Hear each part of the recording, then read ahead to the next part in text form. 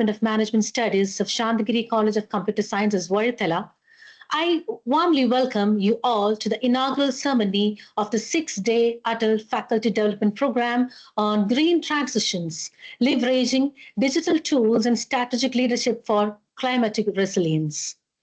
It's a great honor to welcome our chief guest, Dr. S. Suresh Kumar, Professor of Biological Oceanography, Dean of the Faculty of Ocean Science and Technology, and Director of Research at COFOS, Cochin.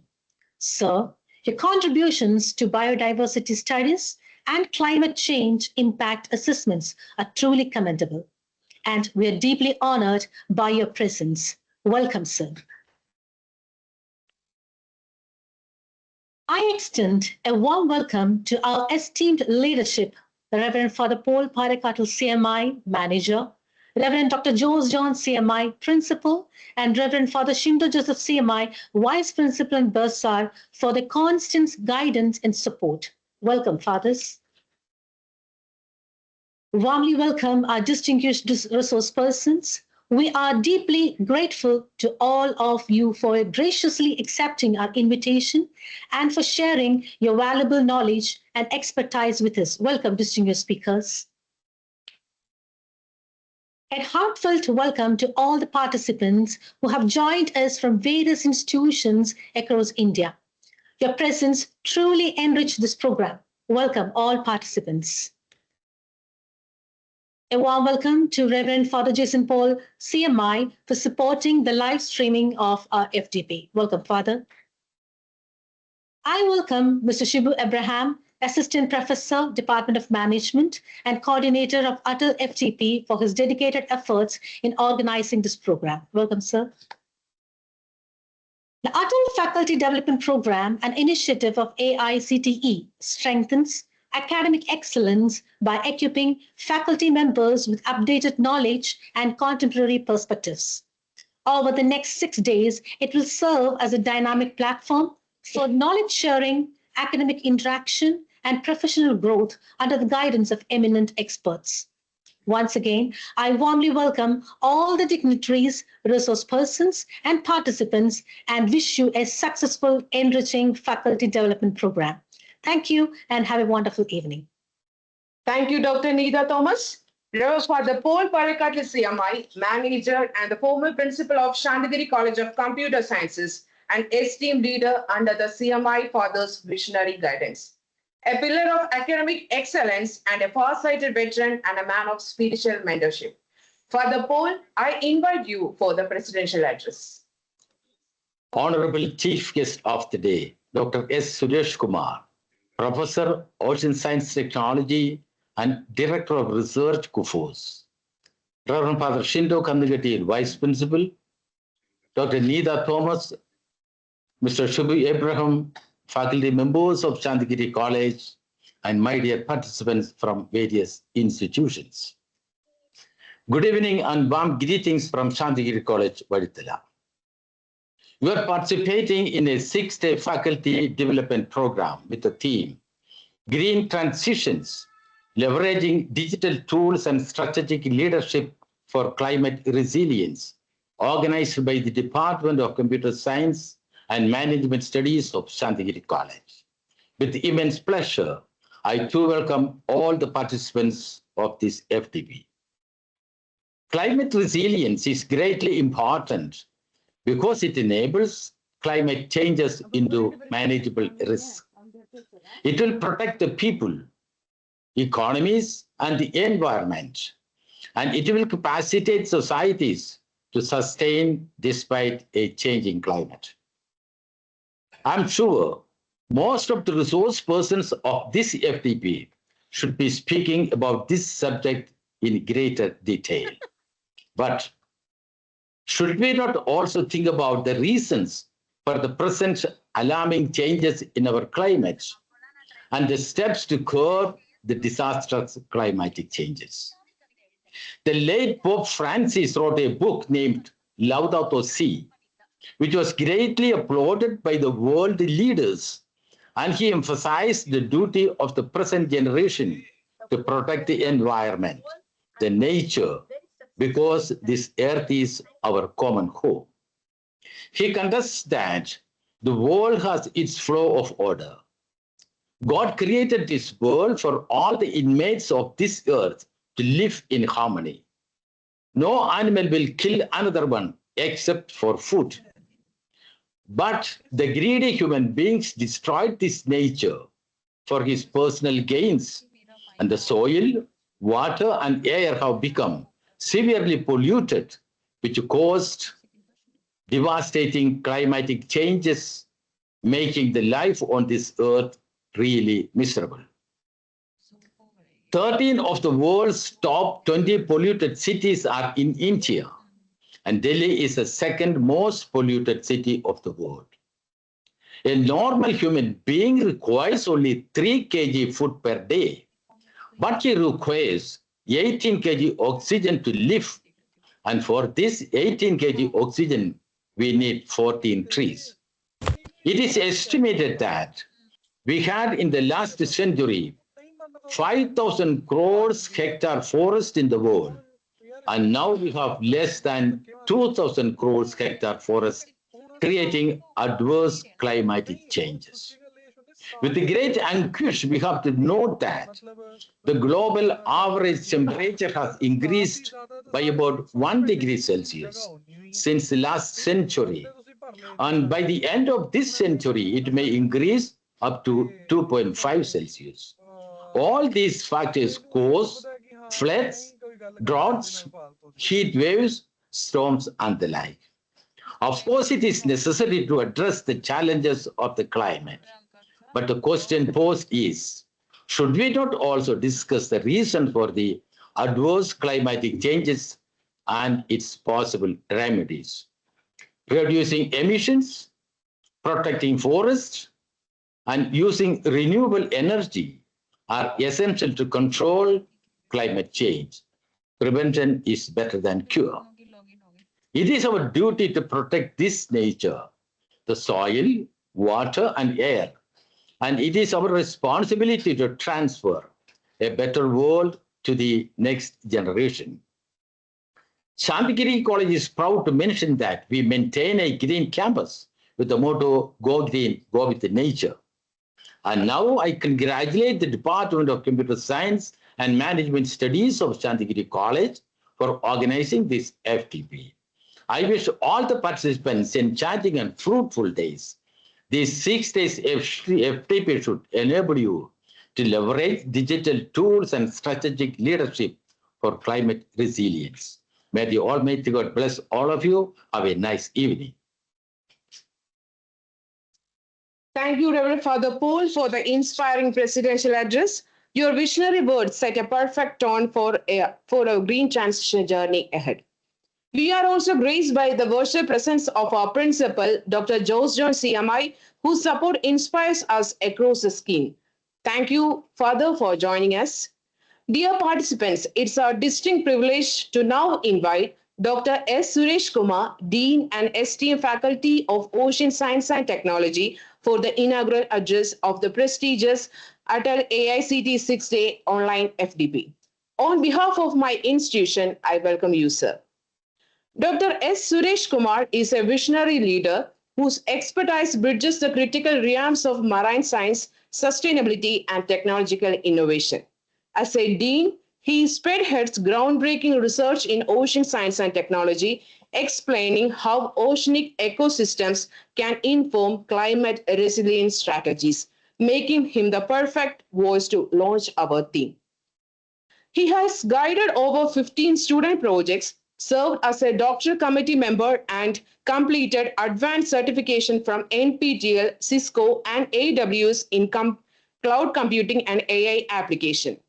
Dr. Kumar's leadership in AICT, ATAL FDP, and international conference presentations further cements his expertise in green technology transitions.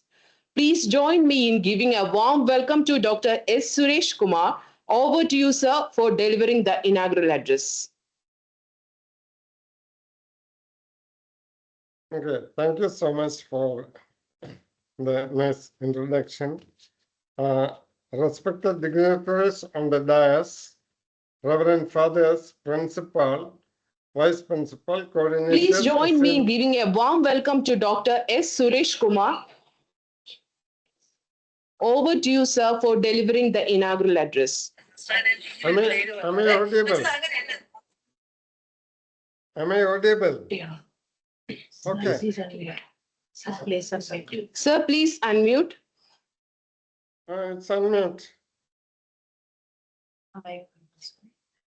Am I audible right now? No. Sir, please unmute your mic. Am I audible? Yes, you Yes, are sir. audible Sir, you are and I am audible. unmuted. I don't know, some problem is there. Sir, you are audible. You're audible, I'm sir. okay, thank you.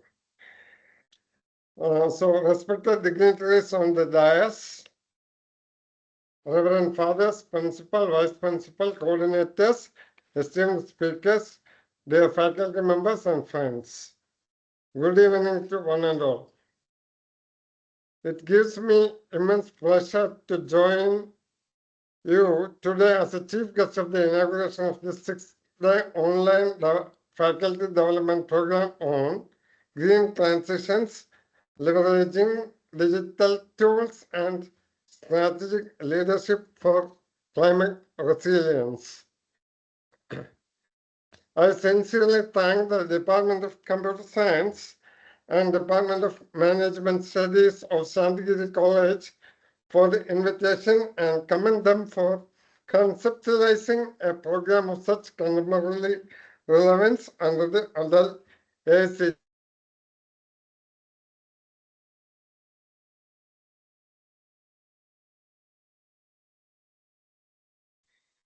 The climate change is no longer a distant or abstract concern. It is a lived reality affecting ecosystems, economies, institutions, and communities.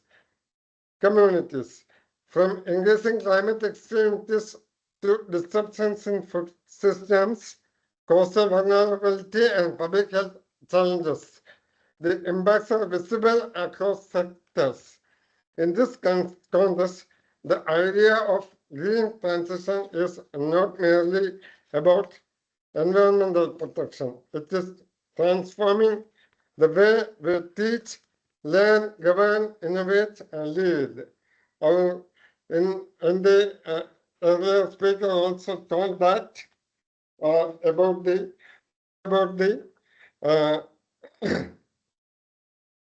uh, number of trees required for living a person. That itself denotes a commendable thing.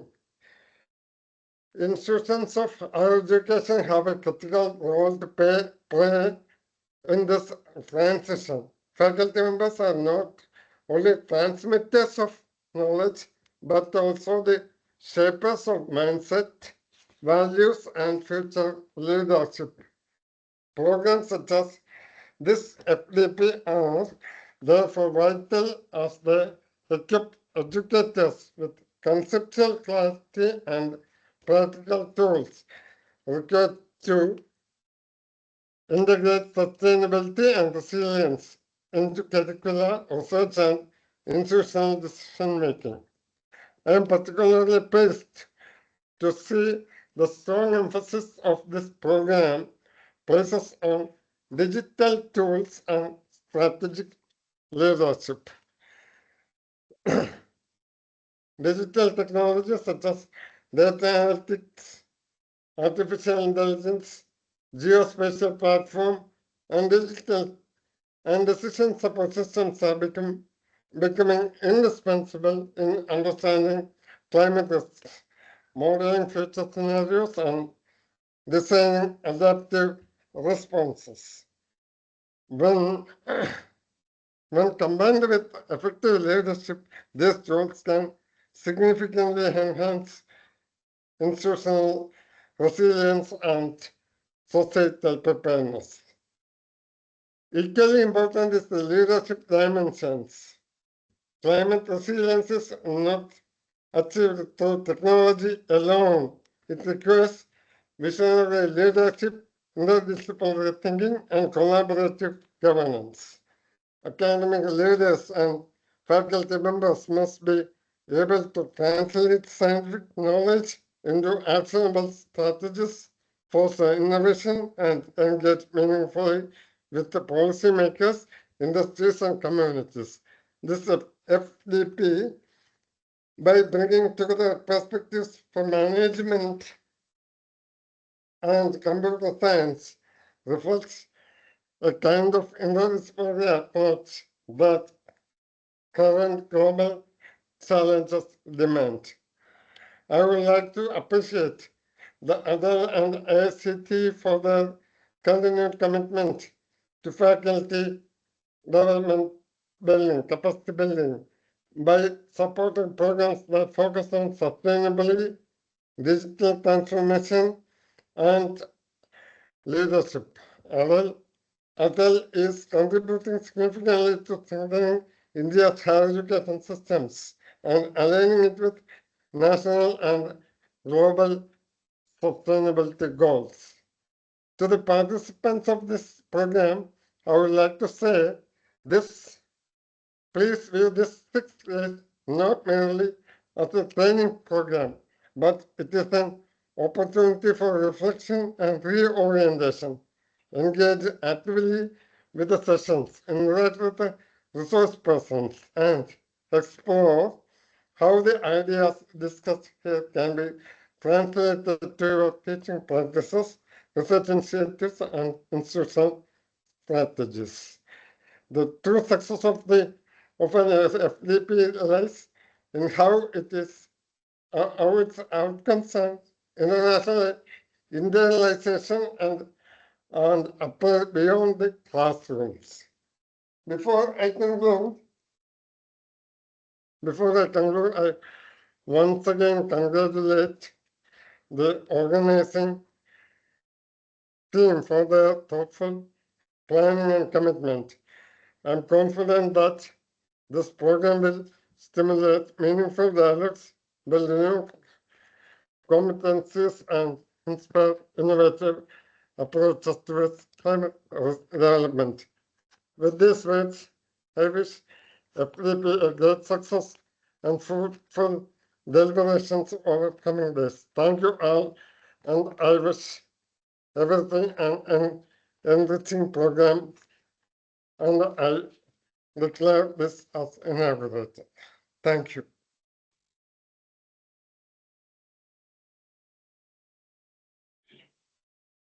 Thank you, Dr. S. Suresh Kumar, for that truly enlightening inaugural address.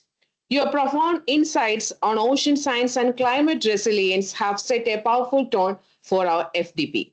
The connection between marine innovation and green transitions was truly inspiring. A big round of virtual applause for Dr. S. Suresh Kumar from our participants. Now, with great honor, I invite Reverend Father Shindo Joseph CMI, our Vice Principal of Shantigiri College, for the felicitation. Father Shindo's guidance strengthened our institution commitment to excellence and service.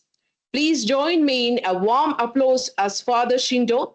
Over to you, Father, please. Respected Chief Guest, Dr. S. Suresh Kumar, our esteemed resource persons, distinguished faculty participants, and your organizing committee members, and my dear colleagues, very warm and green good evening to all of you.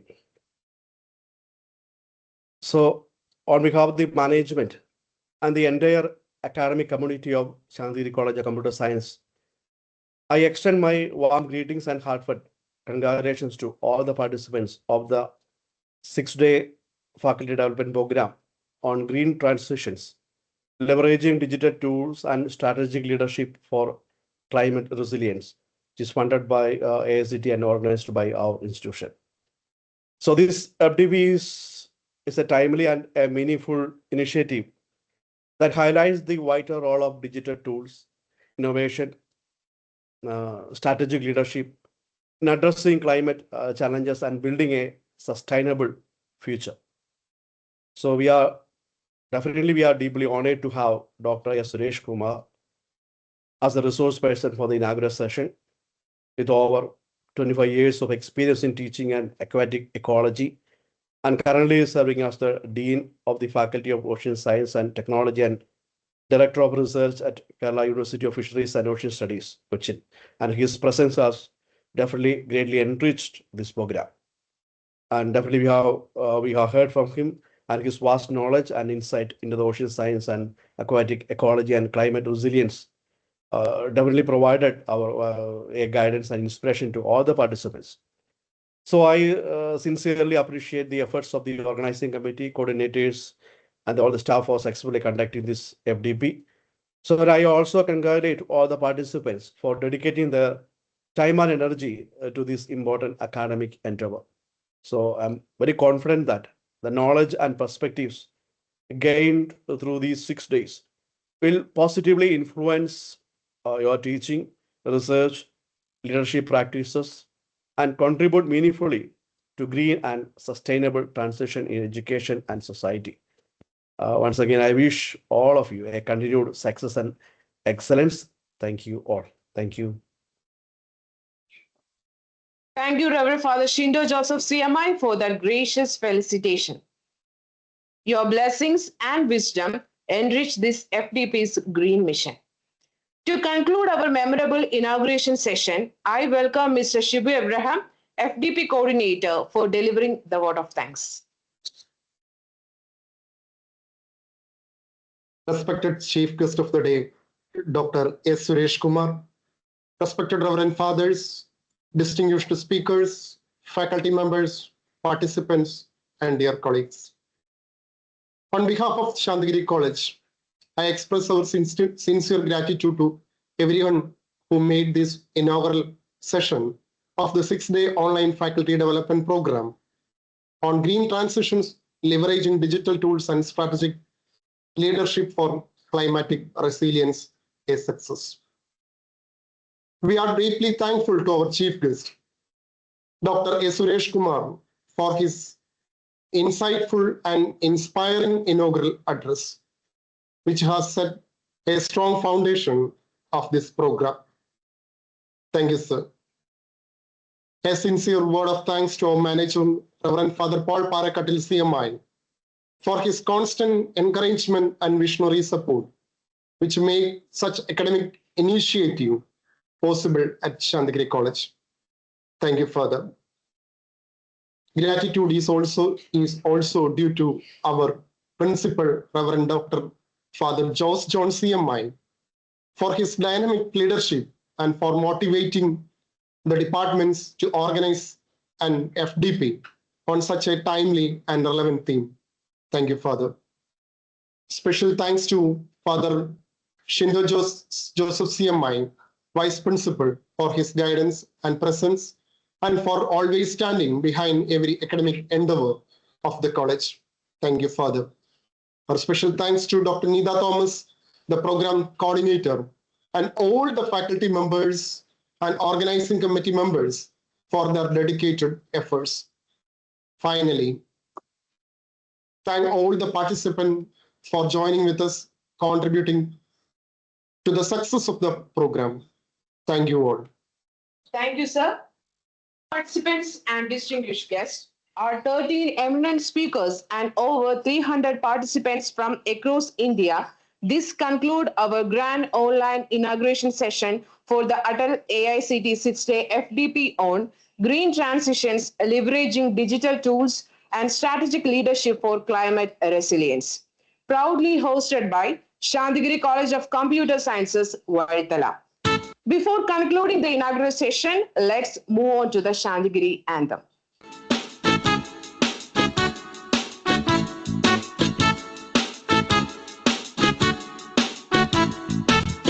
പ്രതിഭ വിടർത്തിടുന്ന സത്കലാലയം പ്രചുരിത ദീപ്തിയാർന്നിടും കലാലയം പ്രണവ സ്വഭാവമൂലം സത്കലാലയം പ്രശാന്തി വൃത്തിനേകിടും കലാലയം കിരണമുതിർന്നിടുന്ന നാളമെന്ന പോ കാലമുയർത്തിടുന്ന ദീപമെന്ന പോ ശാന്തിയുണർത്തി നിൽക്കുമിക്കലാലയം ശംഖനാദമായിടട്ടെ മാനസേ ശാന്തിഗിരീതാ പ്രശാന്തിഗിരീതാ അനുപമ വിദ്യ തൻ വിളക്കിതാക്കുമേ ശാന്തിഗിരീതാ പ്രശാന്തിഗിരീതാ അനുപമ വിദ്യ തൻ Hello. വിളക്കിതാക്കുമേ. Sorry for the interruption, ma'am, but we are not able to see the video. By CMI fathers. Thank you all for making this launch a memorable one. Keep those chats active as we transit smoothly to our first session. Thank you once again for this memorable inauguration session. As Teresa Thomas, your host from Shantigiri College, I now sign off with best wishes for ATAL AICT FDP. May our 13 eminent speakers and 300 plus participants gain transformative insights on green transition. Stay engaged online, keep those chats buzzing, and embrace climate resilient leadership. Warm regards and productive sessions ahead. Now, to move on to the next session, I invite Dr. Sigma Satin, Assistant Professor, Shantigiri College, to proceed with the sessions and instructions. Thank you. Sigma ma'am, over to you.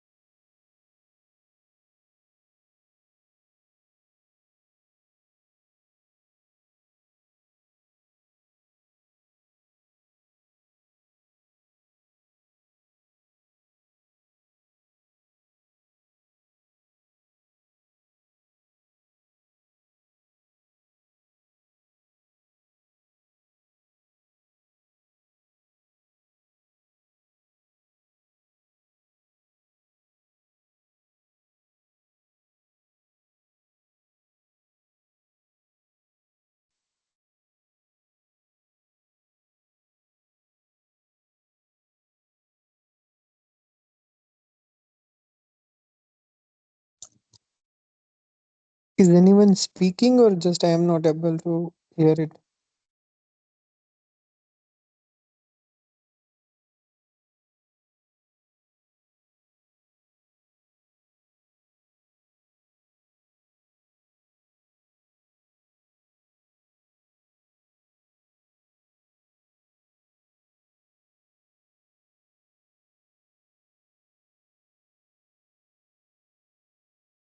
Hello. Yeah, I think nobody seems to be speaking. I wanted to know from the organizers, could I start the session? Good evening, all the respected resource persons, dignitaries, faculty members, and participants joining us from different parts of the country. I am Dr. Sigma Satyan, Assistant Professor, Department of Computer Science. On behalf of Shantigiri College of Computer Sciences, I warmly welcome you all to the day one, the AICT Adult Academy sponsored 6-day online faculty development program on green transitions, leveraging digital tools and strategic leadership for climatic resilience. This program is jointly organized by the Department of Computer Science and the Department of Management Studies of Shantigiri College, Varthala, with the objective of exploring how digital innovations and leadership strategies can drive sustainable and climate resilient institutions. We are delighted to begin today's session with the two insightful talks by distinguished experts.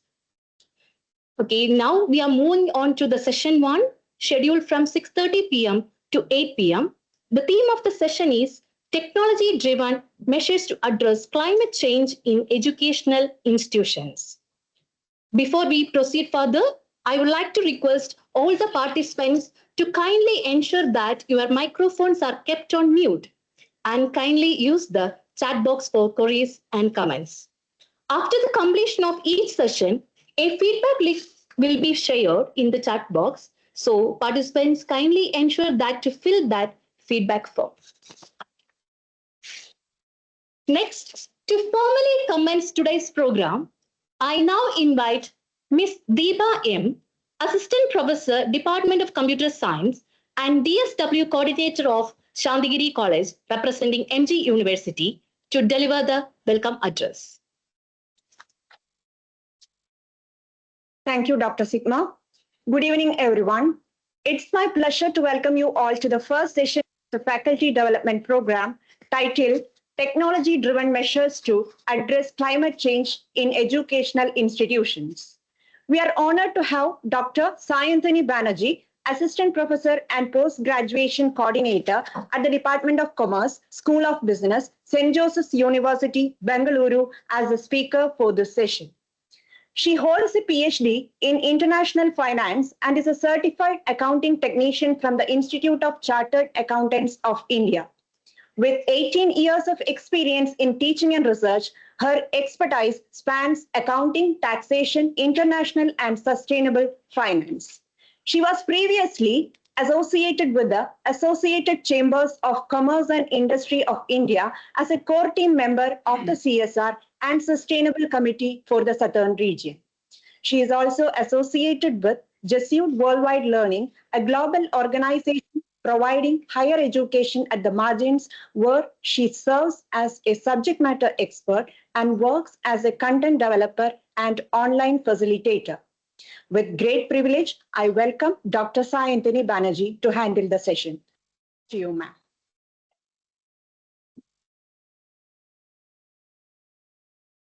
All right. Thank you very much. Kindly share your screen. Yeah. Sure. Yes, just, ma'am, you are audible. Yeah, am I audible?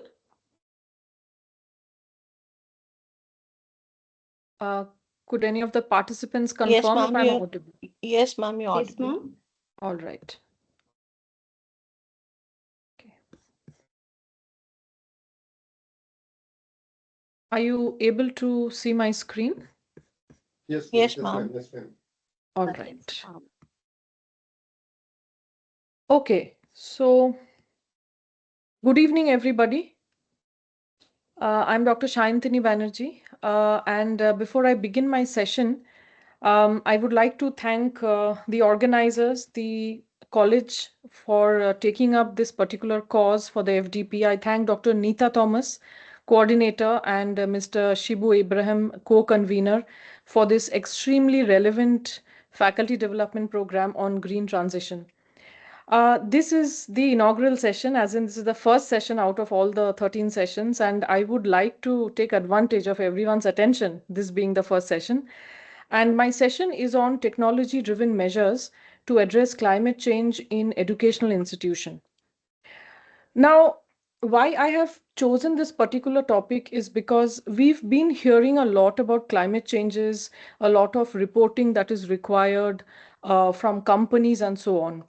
But at an institution level, as an educational institution, there isn't anything which is very, very specific, which is required for us to report.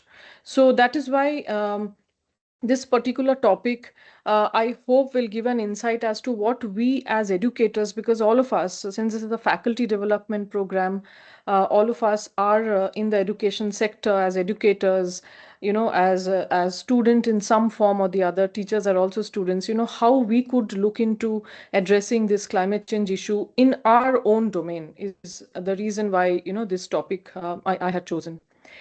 Now, moving forward, this will be my session outline. So first, what we will do is we will set up a context for the session. What is climate change and education? Where does education stand in climate change? We will look into that.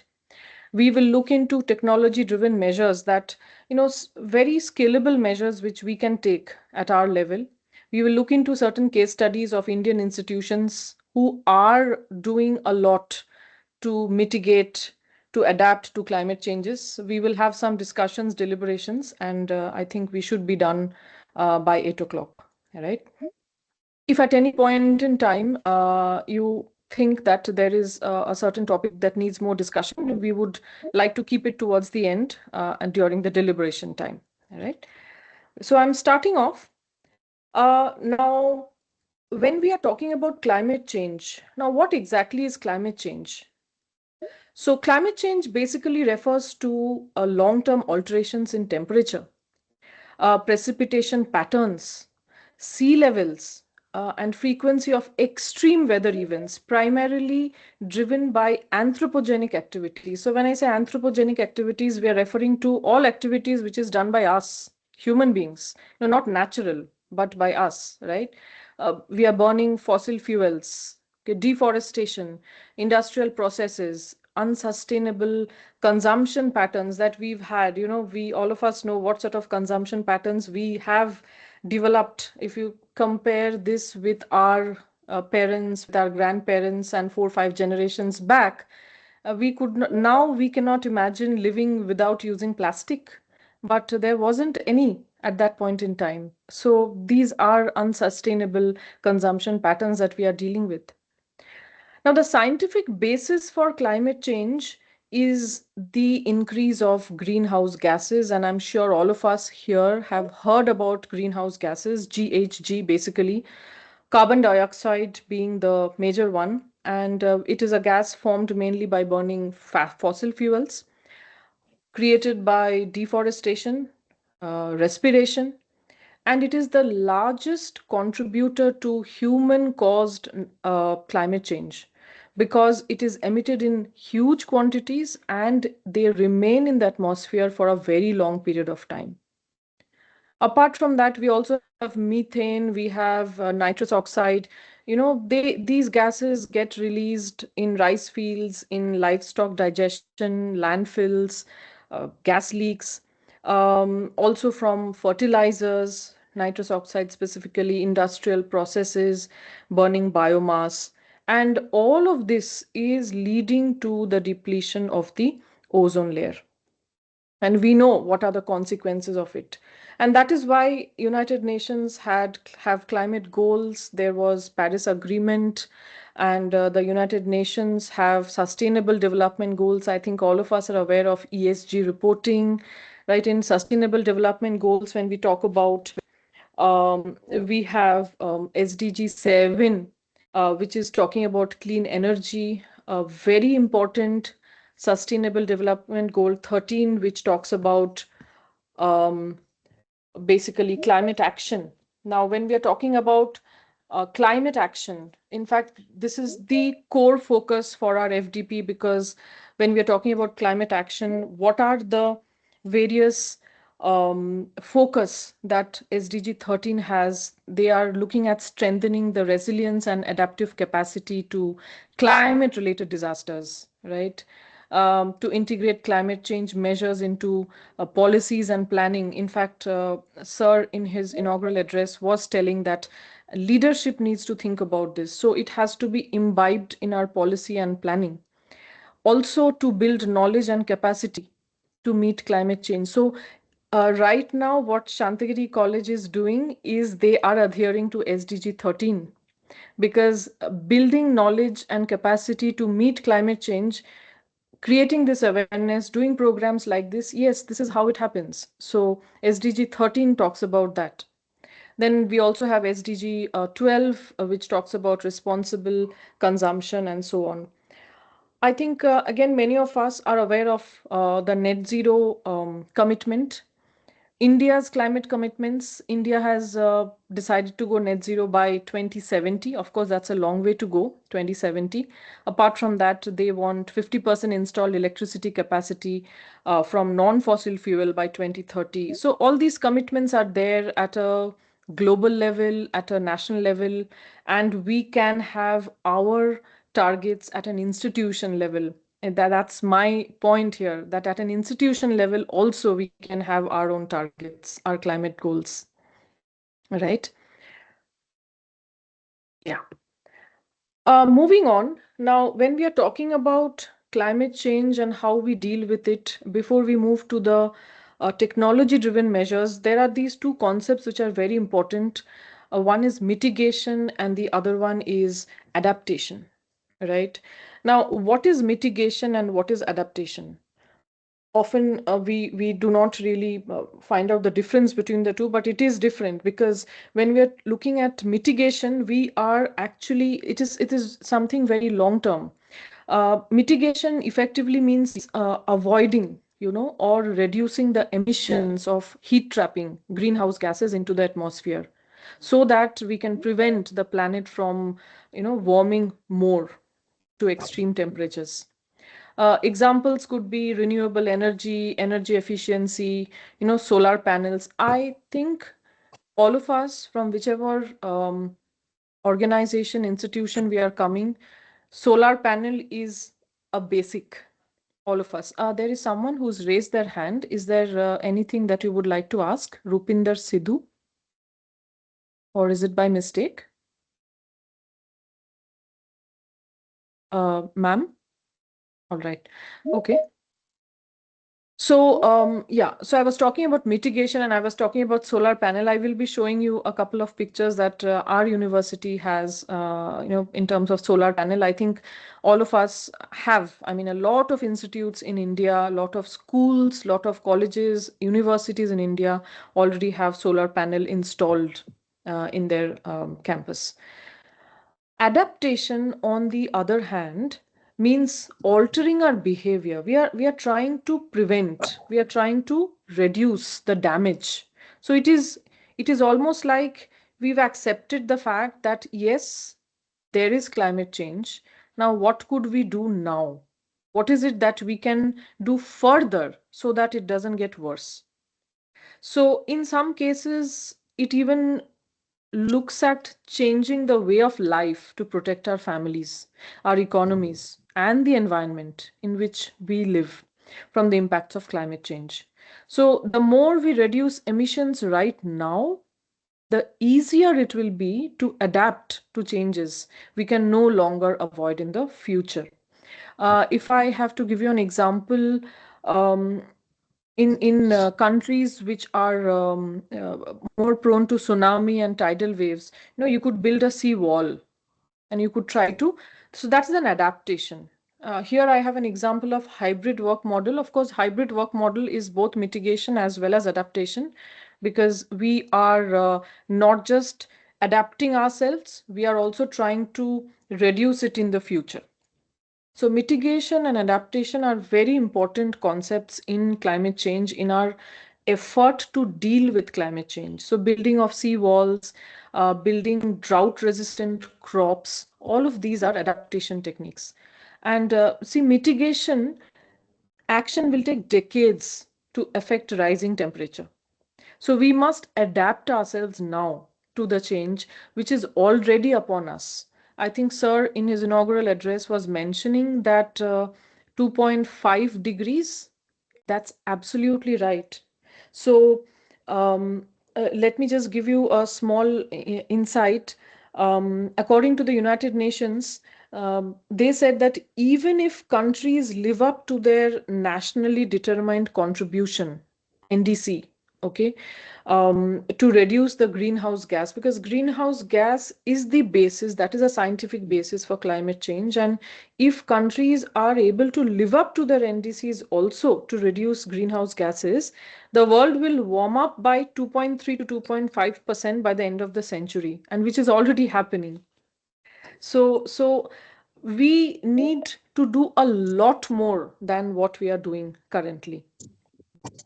Now, in addition to this, now that we've understood a little bit about what climate change is standing, where it is standing, and what are these mitigation and adaptation techniques that we could adopt, I want to draw your attention to the current policies on reporting that we have. So, when we are talking about policies on reporting, now why I look at policies on reporting is because, let's be very frank, unless we are asked to report, we don't do it. So starting from NAC to all the reports that we are, so accreditations that we have, we do a lot of things based on our reporting criteria. So what we do as educators, as leaders in the education sector, what we do, we see that, okay, if I need a ranking, what is the parameter that I need to fulfill so that I can do? And accordingly, my policies are guided by that, right? Now, I want to draw attention to all your attention to this particular fact that currently the policies on reporting which are there are very, very detailed for the corporate sector. Right, like we have GRI, we have ISO. GRI is basically the global sustainability reporting standards. Okay, they are a reporting framework for organizations to disclose both the positive as well as the negative impacts on the environment, the society, economy. Okay. Again, we have SASB, that is Sustainability Accounting Standard Board. SASB, again, which was founded way back in 2011, that focused specifically on developing standards for sustainability information aimed at investors. Data that could affect their financial decisions about a company. So, financial decisions of a company. What about educational institution? How are we deciding? So, and in SASB, basically they were connecting businesses and the investors on the financial impacts of sustainability. So, together with GRI, SASB is one of the most important framework for sustainability reporting. But in the end of 2020, both GRI and SASB sort of got together. Now, apart from that, in India, let me tell you, BRSR reporting, I think a lot of us have heard about that, specifically if we are interested in this domain and we are, teaching this particular subject, that is business responsibility and sustainability reporting, BRSR. Okay. Now, this has to be done by companies. Right now, it is mandatory for the top 1,000 companies based on market cap. They have a total of 140 questions 140 questions where they have to very detailed report on all the parameters of ESG, environment, social, as well as governance. And so much so, I'm not sure how many of you are very well versed with the scope emissions, scope 1, 2, 3. So there are these scope 1, scope 2, scope 3 emissions, which the companies are supposed to report. as per their PRSR report standard. Now, what is scope 1? Scope 1 refers to all direct emissions from sources that are owned or controlled by the organization.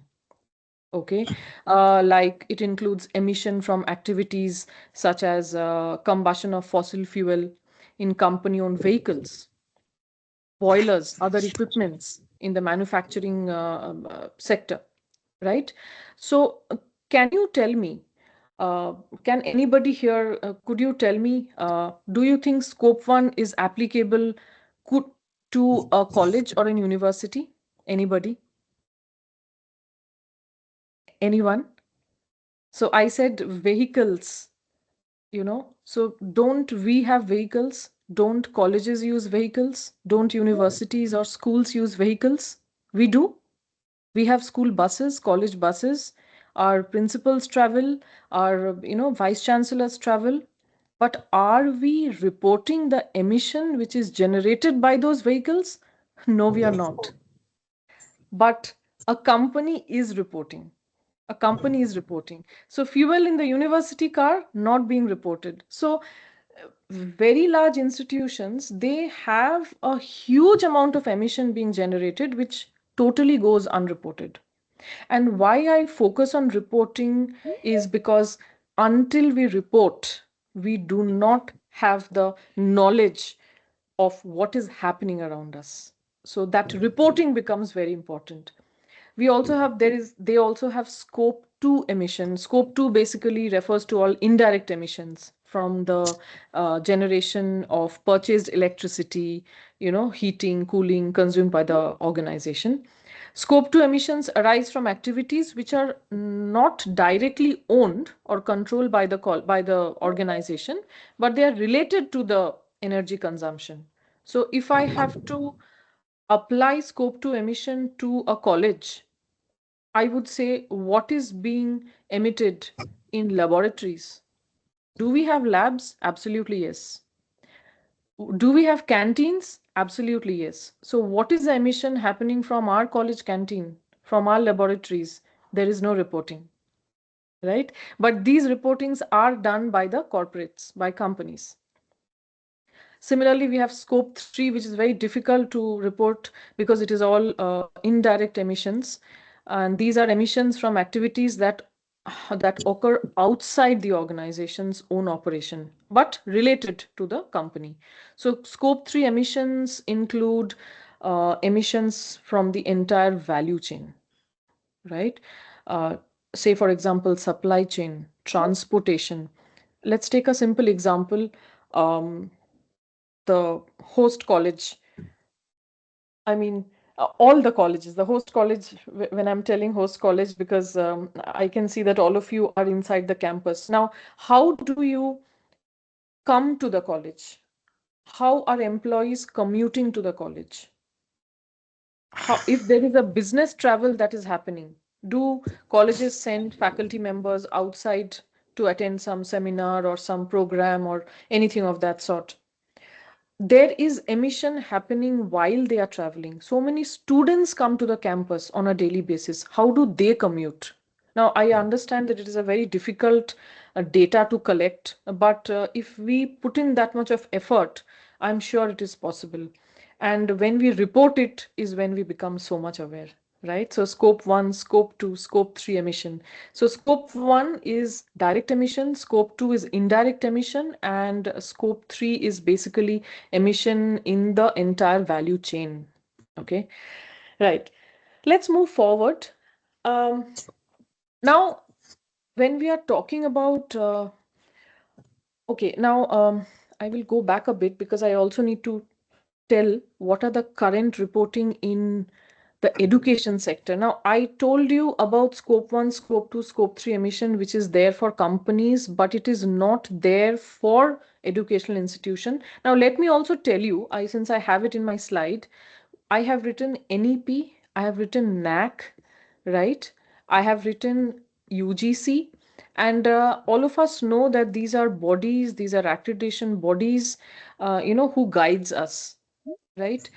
NEP 2020, they do have, and I'm not saying that there is no requirement of reporting currently. There is reporting requirement, but it could be much more. So NEP, for instance, have sustainability as a core institutional value. They've also told us, have multidisciplinary climatic education, have that. NAC, all of us, I mean, we can't escape NAC. NAC accreditation is so important for any institution. There is self-study report, SSR indicators. They have indicators. They do have indicators like environmental consciousness. Now, what exactly is environmental consciousness? It is very differently understood by different people, by different parts of the country, by different individuals also, right? So there is no fixed parameter as to what you are doing for environmental consciousness. They also have green campus. I think our host institution is a green campus. Brilliant. That's really a very, very good effort. Green campus initiatives that you have taken.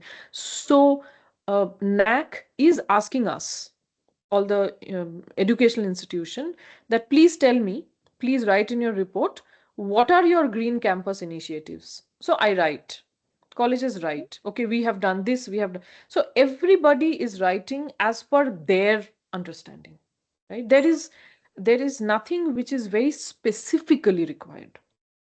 They are also asking about energy consumption. uh, SSR asks about energy consumption. They also ask, how do you manage your waste, as in waste management? Yes, they do ask these questions. All right. AICT, UGC, they also have green campus initiatives. They have some of, I'm not very sure whether they have mandatory environmental audits, but I think there has been mention of environmental audits in these particular, by these bodies, right? They are also telling you can have MOOCs on sustainability. So yes. So in this last bullet point that I have, I want everybody, all of us, to realize that in the current policy of reporting, there is quite a bit of gap between what is expected in terms of reporting from the corporate sector versus the educational sector. Because it is not that we are not dealing with humans, we don't have waste, in fact, that is a lot. The footfall that happens, if I'm telling my university, I'm from St. Joseph's University, Bangalore, in a very comparatively smaller area, because it is in the middle of the city, in the central position, there is a footfall of 10,000 students in such a sorry, there is some disturbance. Could the organizers please mute the participants? Yes, ma'am. Kindly mute your microphone, ma'am.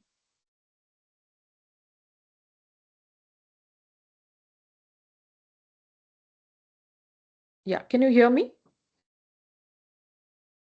Yes, ma'am. Yeah, all right. Was I audible? What was the last thing that I said? I don't know whether I got muted. Um,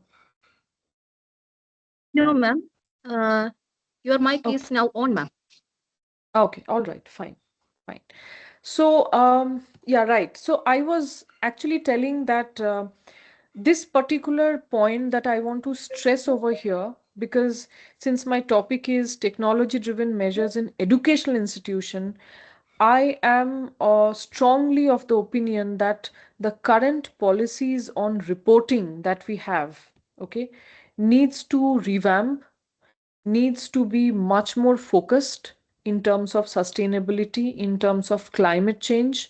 And just as the corporate sector is reporting in so much of detail about various aspects of the climate, of social elements, of governance, in India, it is a BRSR. We also need to revamp our reporting standards, our reporting framework, so that there is more awareness. And as I told you right in the beginning, we do not do until and unless it is necessary from a body. So if UGC comes out with something like this, I feel we will be reporting much more. We will be much more aware. The leadership also will be much more aware. I'm sure leadership is doing brilliant. They are doing their best, but still a lot can be done. Okay. All right. So I move on now, and let me highlight as to what is the role of education in climate action. So what do you think is an educator's role, or the role of us as educators, or the college as an educational institution in climate action? What do we do? What are we supposed to be doing? Now, we are centers of innovation, right? And we are influencing. We are influencing our students. Day in and day out, we are influencing our students by our words, by our actions. Whatever we are doing in terms of mitigation, in terms of adaptation, everything is being learned by the students. We shape our future leaders. Students move out from school, they move to college, from college to university, and then they move out to the workforce. We create engineers, we create researchers, we create policymakers. So educational institution has a huge role to play in these efforts of mitigation and adaptation. And at this point in time, I would like to highlight a particular university in India, which is the Shiv Nadar University.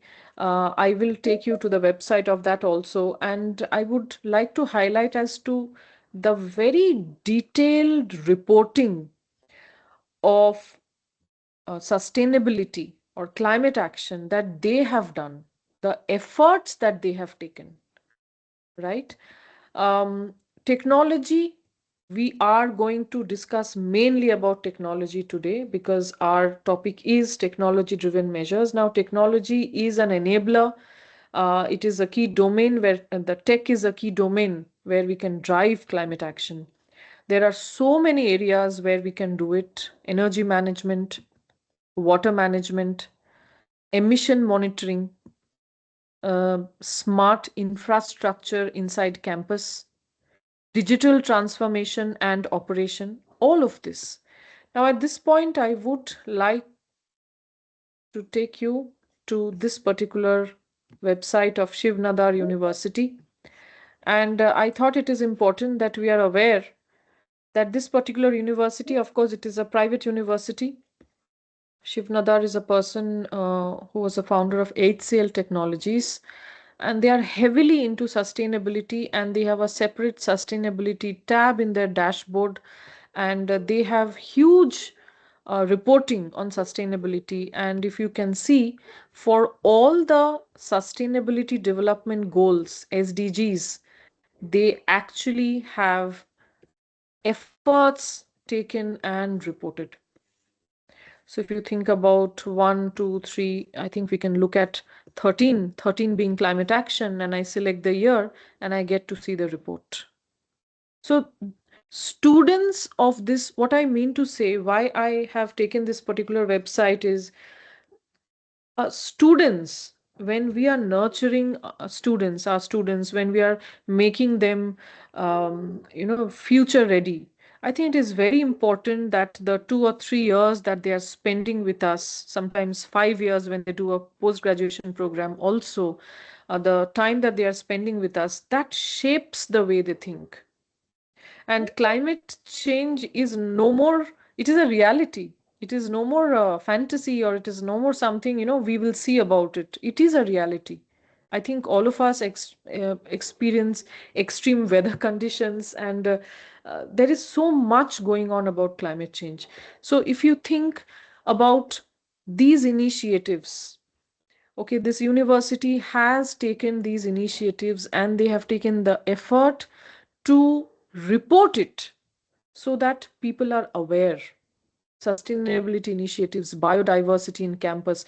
A lot of us have it. I'm pretty sure a lot of state universities down here, southern part of India, even maybe northern part of India, which has huge campuses, there is a huge amount of biodiversity. But it is important that we are aware of it, we report it, right? And we utilize it for adaptation and mitigation. So, as I was telling, if I go here, if I go to SDG 13 and I go to the latest report that the university has, this is what is there. Report on SDG 13 climate action. And we will find a lot of details about what they have done in their efforts. Okay, there are student projects, researches which are done, alumni is working. They have developed advanced nanomaterial for sustainable energy storage and conversion, accelerating progress towards SDG 7, which is energy, and strengthening climate action under SDG 13. So you can see the amount of effort that is being taken by the university and what has been imbibed in the students. And I'm sure that these students are going to carry this forward when they enter the workforce in future, right? So having research, having these awareness campaigns, having these particular internship programs, working in projects becomes so important. And if they are climate oriented, then nothing like it, right? In their very small way. Of course, you might tell that there's a huge, we will also discuss the problems because funding becomes a big problem. So that is there. But I think government now is heavily into sustainability, and there are ways to get fundings. I'm pretty sure about that. Okay. So these are, you can see this is what comes in one of the report for one of the SDG goal. So here I would like to draw your attention to have a look into, you could just visit the website and see how they have reported. So each one of you, when you are, all of us, including me, I mean, when each one of us, when we see a reporting of this standard, we go back to our own institution and we sort of deliberate, discuss with the leaders or at our individual level as to what is it that we could do in our institute. Something which maybe we are already doing, maybe we could report it, maybe we can enhance a certain activity to a higher extent and then report it. But reporting becomes very, very important. Okay, so this is a whole list of uh, efforts that has been taken by this college, and this is completely based on sustainability. Groundwater for Sustainable Development 7, disaster monitoring and management, wherein these are all, most of them are tech-based tools, right? Yeah. So you could, as time permits, maybe we could sort of have a look into all of this. Okay, so far, I would like to ask, does anybody have any particular point to make? Anybody? All right, fine. So I move ahead then. Okay, let us come to the crux of our session, which is technology-driven measures. When we are talking about technology-driven measures, at our level, of course, there are technology-driven measures which are sometimes very capital intensive. That depends on the scale of the college or university or even school for that matter. But otherwise, at a very smaller level also, we could take a lot of these measures for climate action, for climate mitigation. So let's look at a couple of them. The first one that we have is renewable energy and smart grid. So anyone from the audience, what renewable energy are you using in your campus? Anybody? What renewable energies are you using in your campus?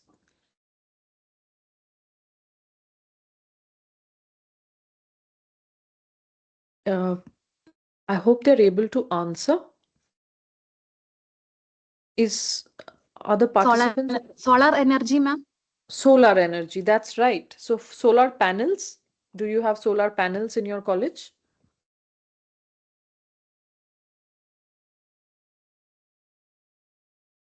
Yes, ma'am.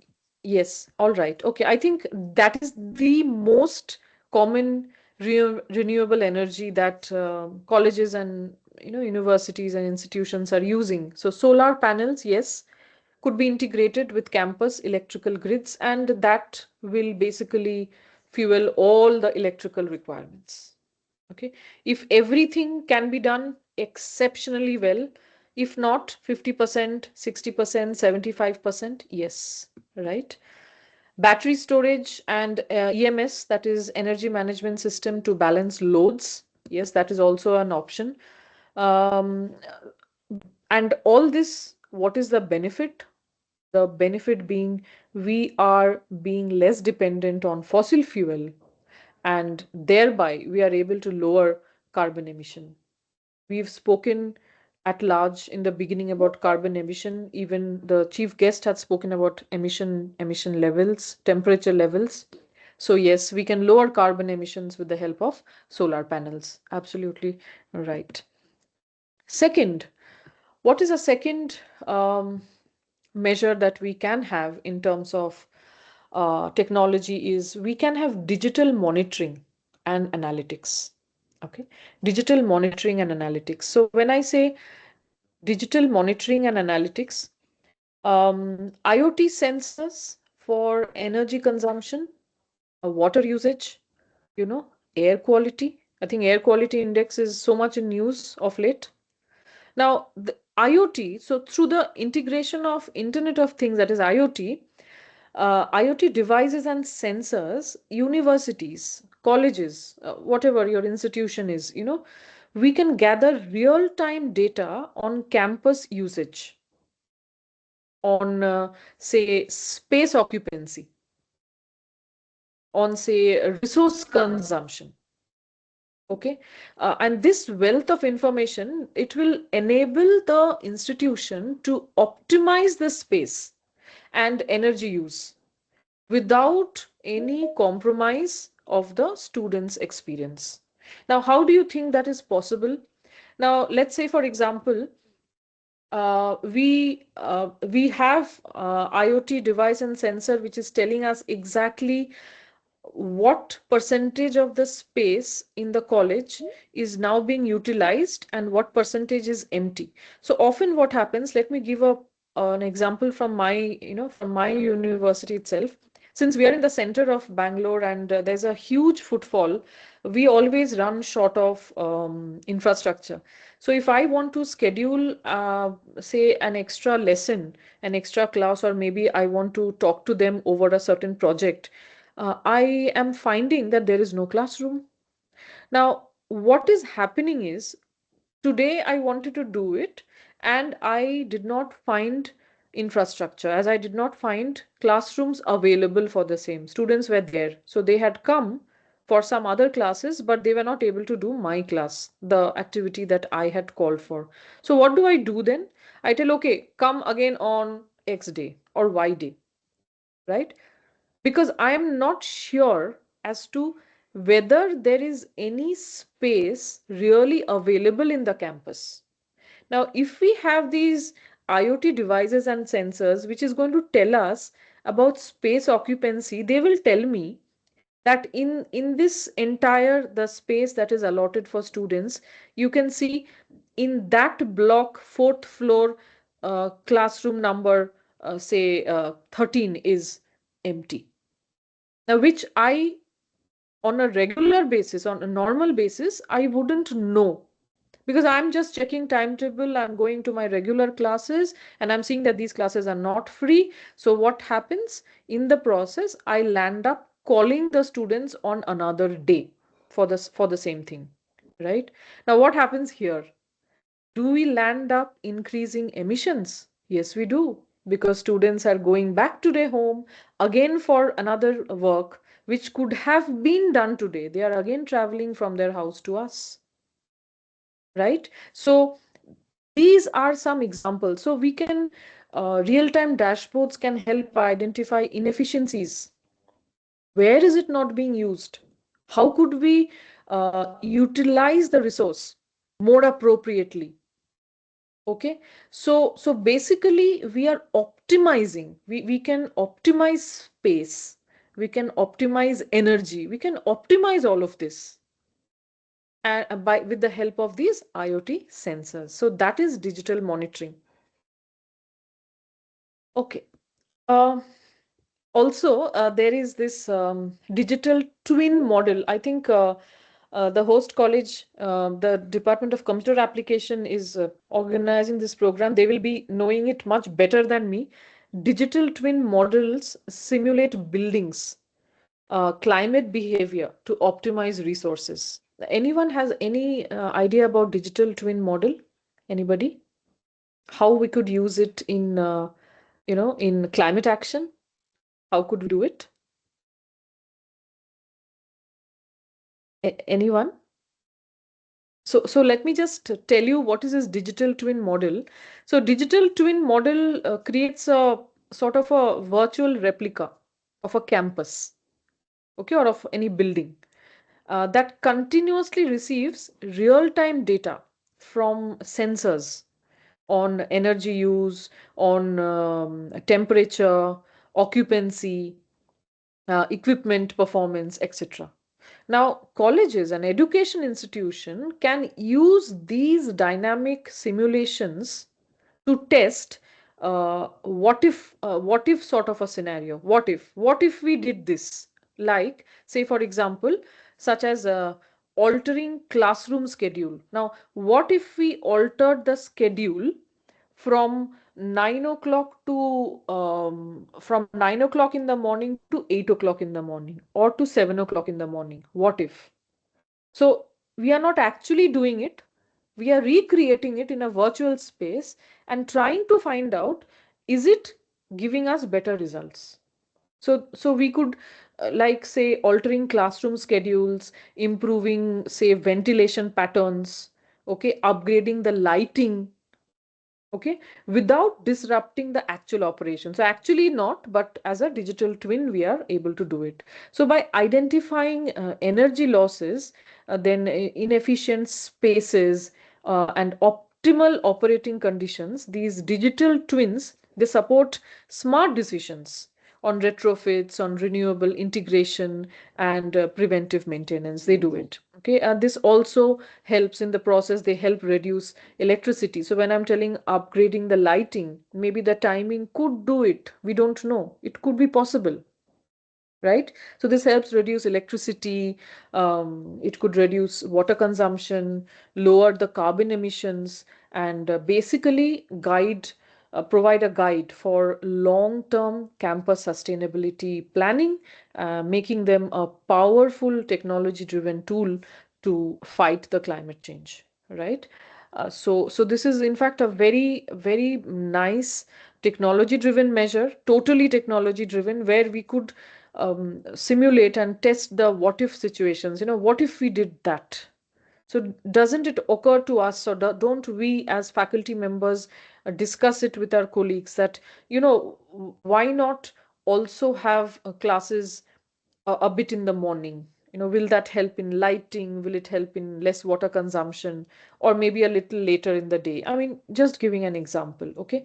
Inefficient spaces, that is also very important. How are we optimizing the occupancy, the space utilization in the campus? Very important. I'm sure a lot of us are here whose campuses are also given to external parties, for which the college is on rent. We don't really know what type of emissions that it is happening at that point in time when we are renting it out to external people, right? Here, I would like to take you to Siemens. I think all of you know about Siemens, which is a company.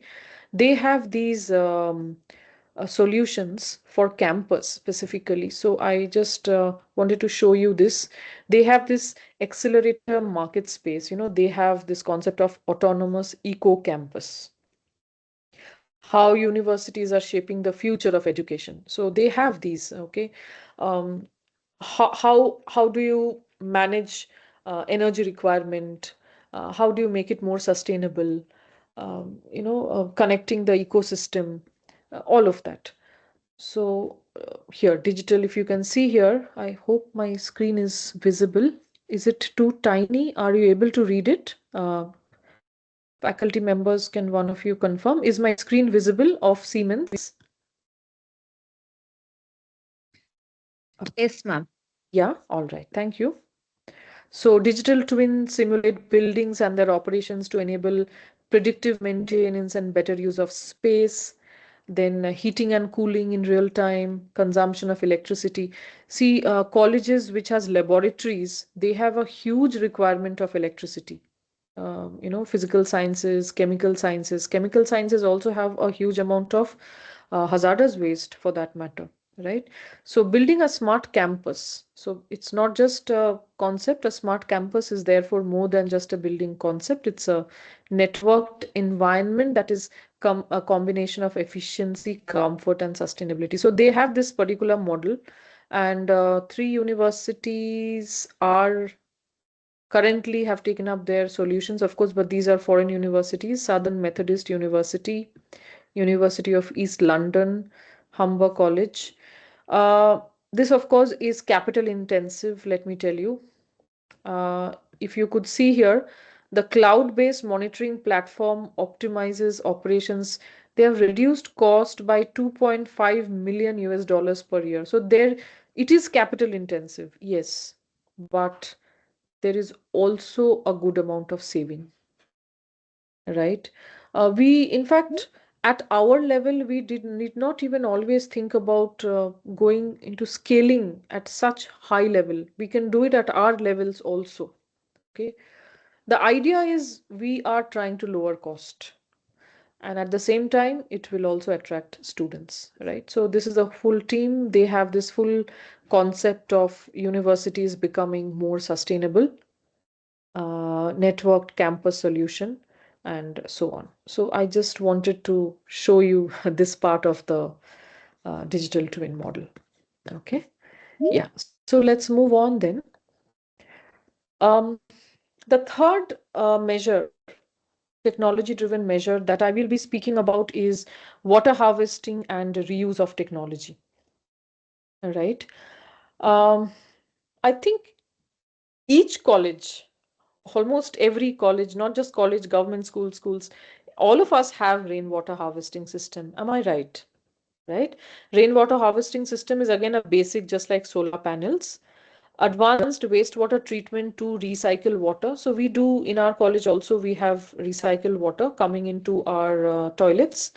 And that sort of is being used in the gardens. It is used in multiple other places. Yeah. So all of that.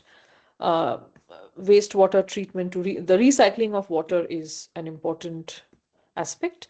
Smart meters. Now, this is important. Rainwater harvesting is not really using a lot of technology, but the smart meter to track usage, yes, they are. Now, what is a smart meter? So here I would like to bring your attention to, I think IIT Bombay has this smart meter. So I will just quickly take you to IIT Bombay's web page. They have these meters, which sort of tells us it is basically enabling a remote monitoring of water consumption data without a physical intervention. Okay, so it is IoT compatible, allows real-time data transmission and integration with smart water management system, providing comprehensive insights into water usage patterns and potential leaks, right? And it was tested at multiple locations, including IIT Bombay, Bharat Petroleum Mumbai campus, and other places. So this is a smart meter, if you could see, IoT enabled, right? Very low maintenance, very low maintenance, and it is very affordable for domestic potable water management. So this is something which even I think colleges can also use, individual bodies can use, companies can use, a lot of them. Okay, all right. I move on then. The next area of measure is waste management that we can take, which is technology driven. Of course, composting, we all know, composting does not really have a lot of tech enabled in it, but yes, composting coupled with organic waste digester, I think again, composting we are all doing at our individual household level, as well as it can be done in schools, colleges, a lot of other places, composting. We can have biogas. Anyone has a biogas converter? Wet waste into energy, biogas converting wet waste into energy. We do have in our campus. Anybody here amongst the audience could tell, do you have a biogas plant in your institution? Because there is a huge amount of wet waste depending on the number of footfall, number of students who are having lunch, breakfast, huge amount of wet waste. So if there is a canteen, if there is a cafeteria in your campus, there will be wet waste. So you could convert them into energy. I think management is aware of it, and I'm sure that your management has looked into it and converted this into energy through biogas plants, right? Recycling stations with RFID. RFID is basically a radio frequency identifier or a digital bin tracking. Now, here I would like to tell about this digital bin tracking. In fact, I also have a picture a little later. What is this digital bin tracking? So, in IIT Madras, one alumni, Mahek Shah, he came up with an idea of a smart bin. Now, this smart bin, which will send data to the cloud about the level of garbage in the bin, and using an IoT module to notify the residents. Okay, the residents, not just the residents, the sanitation workers, the municipality authorities, everybody, as to what is the level of garbage in the bin. Okay, and this IoT module, it's a microchip used to send and receive data through wireless technology. It is actually, let me just take you to that picture. Yeah, this is the one actually. Okay. This is the smart bin that I'm talking about. Okay. So it is fitted to the garbage bins along with a combination of sensors, right? While the sensors keep track of the load and the level of garbage in the bins, the module sends out alert based on signals from the sensors to be used through an app. So it could be retrofitted, the technology to an existing bin. You could do that, or to a fiberglass bin, anything. And since it uses less power, he says, since it uses less power, the modules in the bin can last for a good number of days. I mean, 200, he says 110, 130, up to 370 days upon optimization is what he says before they recharge the battery. So this is a smart bin. I think a lot of us specifically, if there are participants from cities which are very, very overcrowded with high population density, overflowing of garbage bins is not a uncommon sight. So this is something that could be done, because once it overflows, there's a lot of, again, GHG emission that happens, which in turns affects the climate change. And the whole purpose of this is, these are measures, technology driven measures that we could take to mitigate climate changes. Okay, so I wanted to show this to you. This is a smart bin. Okay. Next, what we could do is have a paperless and digital system. How many of us here have online exams? I mean, I'm sure a lot of us started it during COVID and then we stopped it. Could somebody tell me, did you continue with it? in the at an institution level, at an institution as an educational institution level, what could you do via technology which will help mitigate climate challenges? And what possibly are you all doing? Anybody? Online exams? How many of us have online? We have we do not have online exams as such, but we have online valuations. What about any of the participants would like to tell? Do you have online exams? So when I say online exams, there's a lot of challenge in online exams though. But here we are talking about not just, you know, let's say students come to the campus and then they do not use paper. Is that possible? They come to the campus, write an exam, but without using paper. Of course, there will not be so many systems. Providing them with a computer will be very difficult. So what Manipal University has done, Mahe, I would like to take you to their website again. They have come out with digital exam pads. This is a very nice, very good strategy, I would say, and it is totally technology driven. Yes, there was an initial capital investment required, but the report that has come out with this, the amount of, say, estimated trees that they've been able to save is enormous. So let me just take you to, okay, let me also show you how the digital, I think I should be, okay, I don't have a picture. This is the picture of Manipal University Examination Hall, and they are all using digital exam pad. Okay, it's called as an e-pad. It's a unique practice of evaluation system which they have implemented, okay, and across all the programs that they have offered in their campus. So what happens is, what they do is, the authorized teachers, they upload the question paper in this, and it's not very expensive. I think around 700-800 or maybe 1,200. That's the range of these e-pads. Okay, they upload the question paper in this e-pad. About 2 to 3 days before the the scheduled exams. Okay, and the biometric system, I think all of us are using biometric system. So the biometric system embedded in the e-pads ensure that it is the correct examinee, the student's authenticity is sort of checked. Okay, and this eliminates the possibility of any student impersonating anyone else. The fear that we have, what if someone else is writing the exam on their behalf, right? And because this information is also used to determine their attendance, again, you don't need to collect the student's signature manually, which we always do.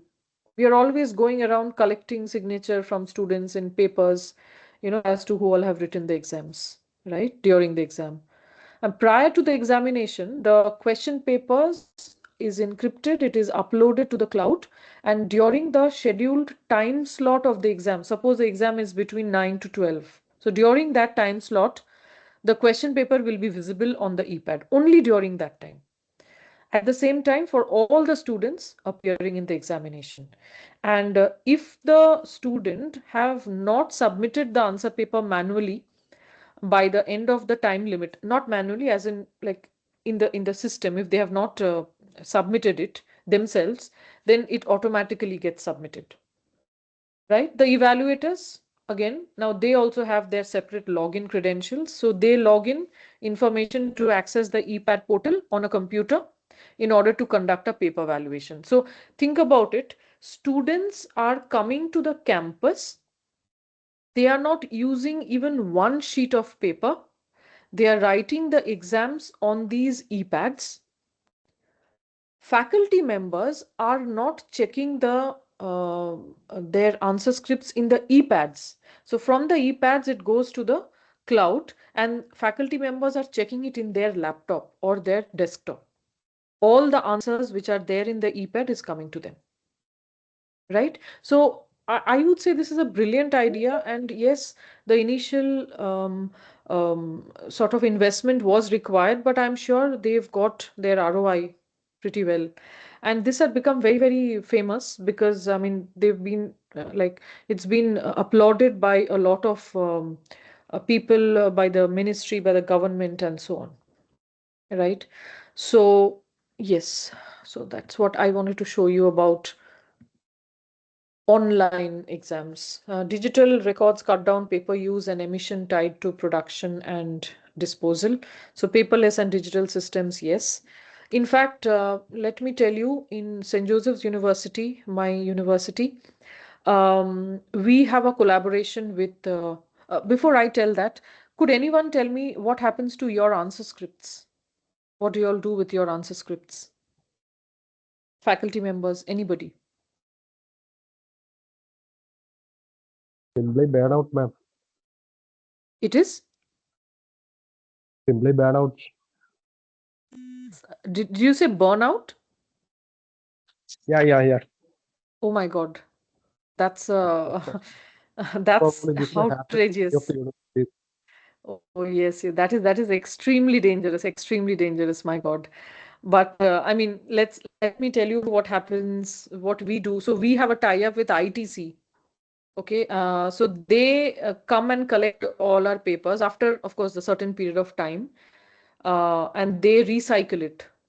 They recycle close to 2,000 kgs of waste paper annually, saving an estimated, how would I say, maybe 50 trees? 50 trees, yeah. Okay. 40, 50 kiloliters of water. Okay. Huge amount of landfill space per annum. So that's the saving that happens just with one tie-up, sir. I hope you're going to take this back to your institution and sorry, and talk to the management as to what could be the possible change uh, in this particular way of disposing your answer scripts, right? So we do this while all used answer scripts are sent to environmental and recycling solutions India. The unused portions, therefore, we do that also, because we have a fixed number of paper. It's like 24 sheets is what they get. They don't get additional sheets. So everyone does not use up, right? So the unused sheets are detached. They are bound and provided to children in orphanages. Okay. College, in fact, in our office, in our university, in our office, in our departments also, we always use one-sided paper for photocopy, for any sort of printout. We always use one-side paper. That's like uh, documented. It is permitted for official purpose. So yeah, so I just wanted to let you know, how we could, from our side, bring out these initiatives, right? Okay. So quickly, I think we are running out of time. Sustainable mobility. Now, when we talk about sustainable mobility, of course, it's e-vehicles. You could have charging points inside the campus. We can have EVs for campus shuttle. That is, if you have a satellite campus or multiple campuses in the same location, there could be EV shuttles. I don't know, cycling pedestrian priority zones, provided there is so much of space. Of course, the state universities have huge spaces and they can always have the cycling and pedestrian priority zones. Yes, they can. Right. So I hope I've been able to sort of cover um, at least some plausible solutions which are or technology driven, which we at our institution can imbibe, can learn from all these other institutions which they are doing. I spoke about, I will also speak about some more institutions. Let me just okay, this is our college, this is our rooftop, St. Joseph's University. Solar panel installed. I think a lot of you, as I said, have. One ma'am also said that they have solar panels. Yes.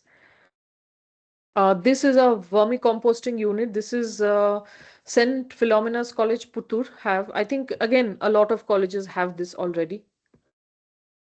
Okay, this is a biogas plant that I was talking about, and they have a capacity of 1 ton of food waste per day. And that is why they have Satyabama Institute of Science and Technology. So I did go to their website and I found out this particular photo. It's brilliant. I think they need a big applause. They have taken out these initiative for biogas plant. This I already told you. This is a smart bin that we spoke about, which is done by an alumni of IIT Madras. This also I've told you. Okay. Now coming to another important part. This is not really adaptation or mitigation. This is an awareness. Now, what is this? This is a climate clock. In fact, I request the I would request the organizers also. This is the I could share this link with y'all, and this is just a climate clock for the world. Ideally, it should be there for every country, for every institution, for every company, no, but this is for the world, right? And it is the 1.5 degree Celsius climate clock, okay, which says that how quickly are you going to reach that, or what is the status? Okay, it is a visual real-time countdown showing how much time we have left to drastically cut carbon emissions before global warming surpasses the critical 1.5 degrees Celsius. Now, when I talk about 1.5 degrees Celsius, let me also tell you that 2024 was one of the hottest in the last 175 years in the world. Okay, so I mean, I think 1.5 is now, it's already done. We are now looking at 2 degrees, right? Threshold set by the Paris Agreement, aiming to prevent catastrophic climate impacts. And based on the remaining carbon budget and current emission rates, the clock, I'll show you the clock, which is embedded in our university's website also, ticks down faster with higher emissions.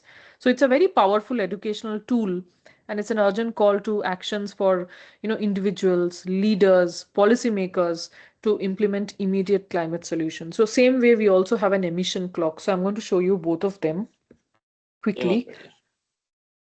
Yeah, this is the climate clock. Okay. Hello. And yes, can you hear me? Hello, is there any issue? No, ma'am. Okay. All right. So if you could see, this is the climate clock.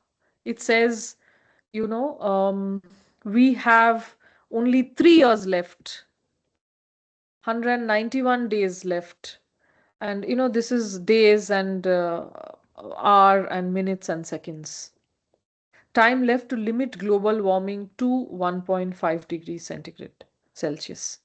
Okay, so this is the climate clock. And I would also like to show you the world emission clock.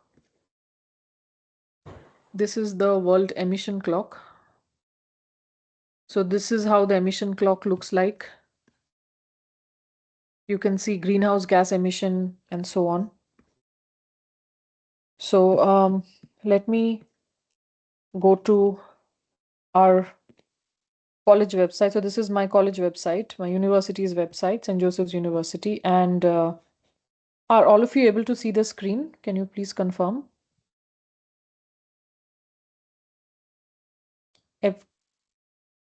Is my screen visible? Yes, ma'am. Yeah. All right.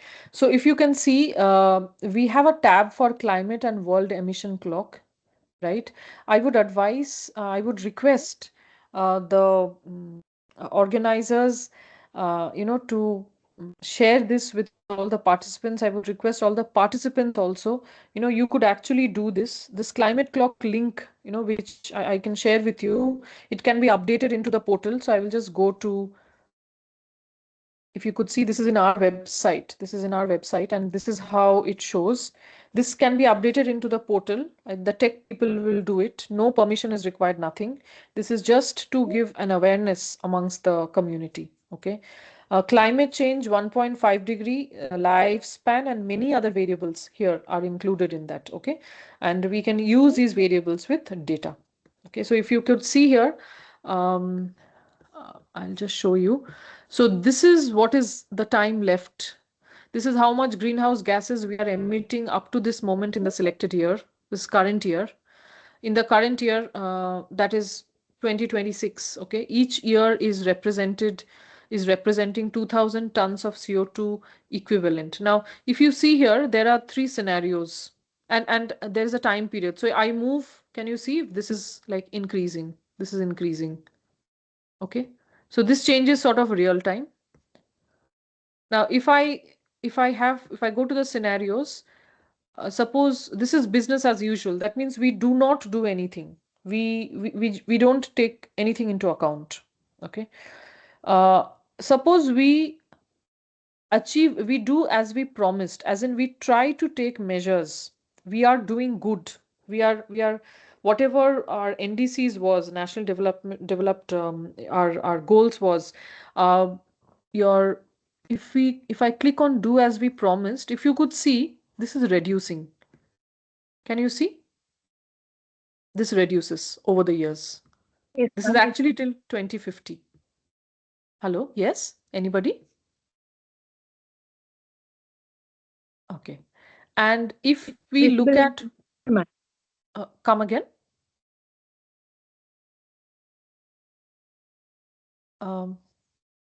Yeah. And if we look at, we achieve the goal, can you see? See, it is drastically low. Okay.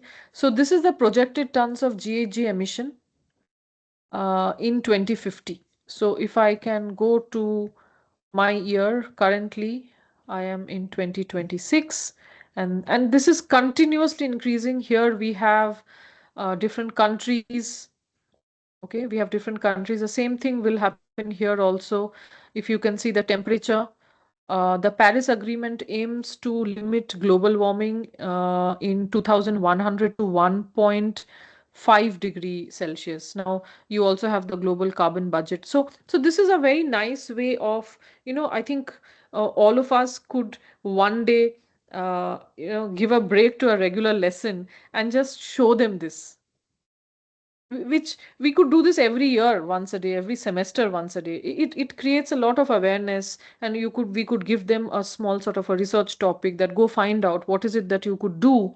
Is there a possibility of a project, which, because students come up with brilliant ideas, so if we are able to do this in class, in addition to what we are, the domain knowledge that they are gaining, I think it's a very, very nice opportunity for the students. Right.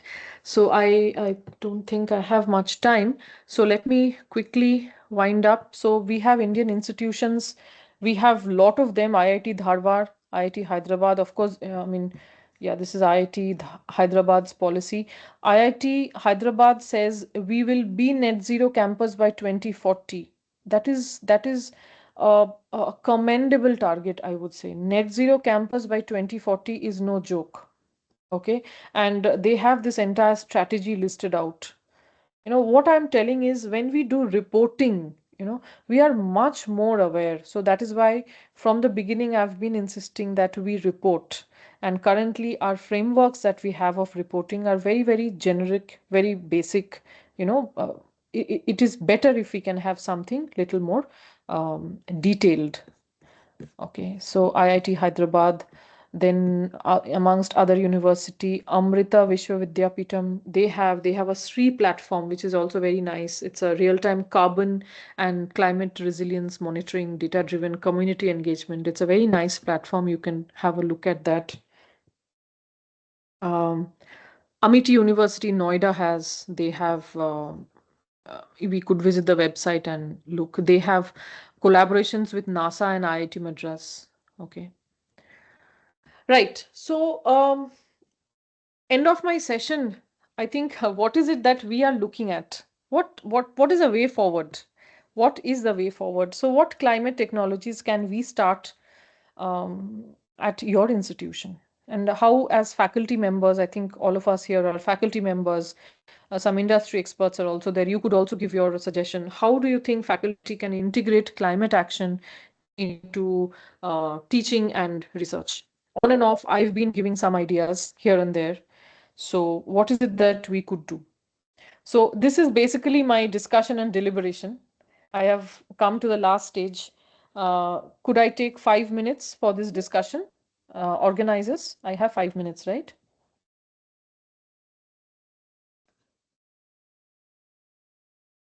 Ma'am, Yeah. 5 more minutes. Yeah. So I would now ask the participants. I mean, I'm done with my slide, sort of. There's nothing more. So I wanted to understand from the participants, what is your takeaway from this session? What do you think you could do? Just tell me one. That's enough.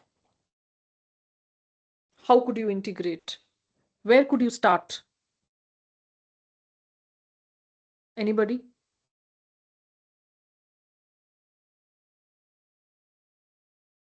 So what we commonly have, we have rainwater harvesting, we have solar panels, yes. But technology driven initiatives, I feel, aren't really a lot.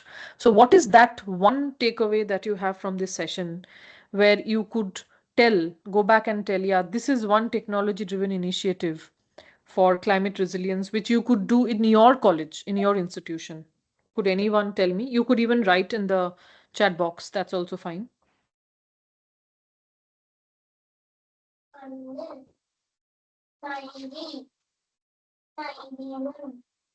Anybody?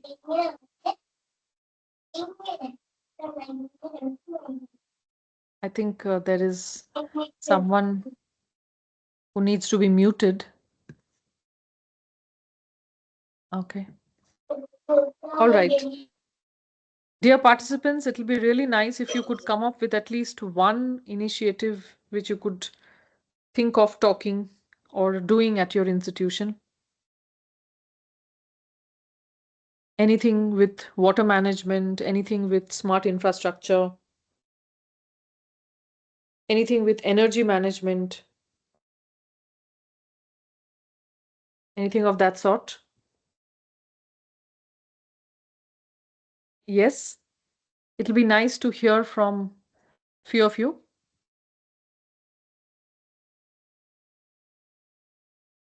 Automatic lights, sensor-based taps, maybe. All right. Anyone?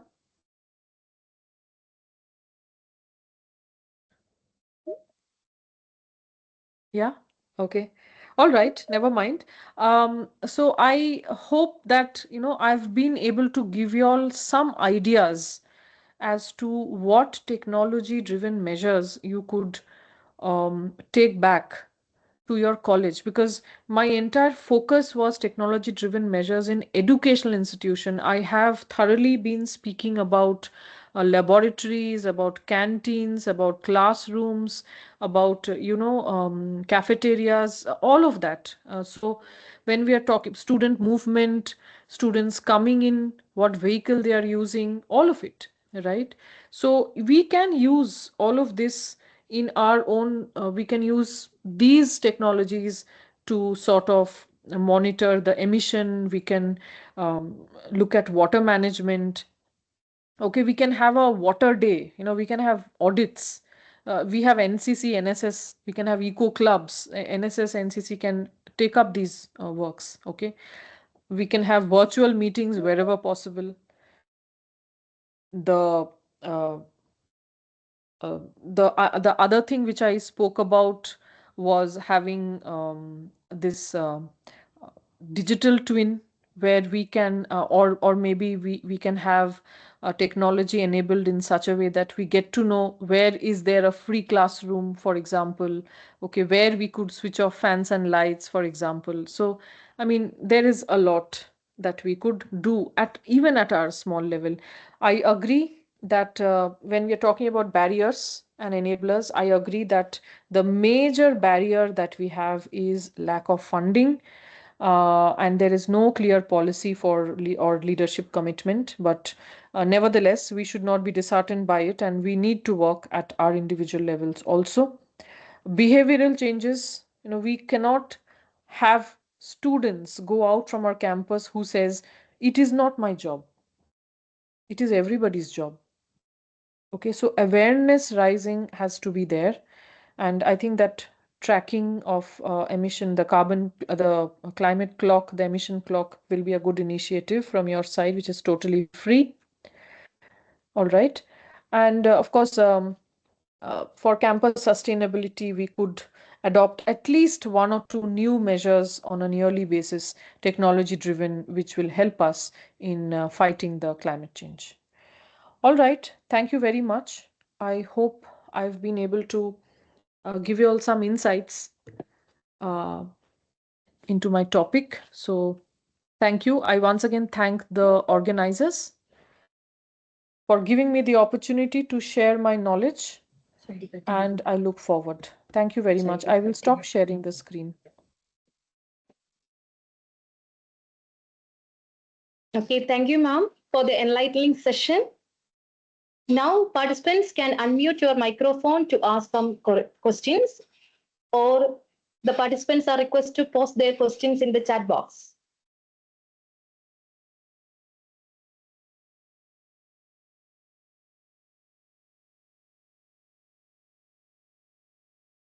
Any questions? The participants, please unmute your microphone. If anyone has any question or let me know. Hello. Any questions? Yes. Yeah, good evening, madam. Good evening, sir. Yeah, it was really very informative session. And yeah, at present, you have mentioned so many things that in institution or say university should take care, right, towards this save energy. And I mean, one should go for net zero if possible. Right.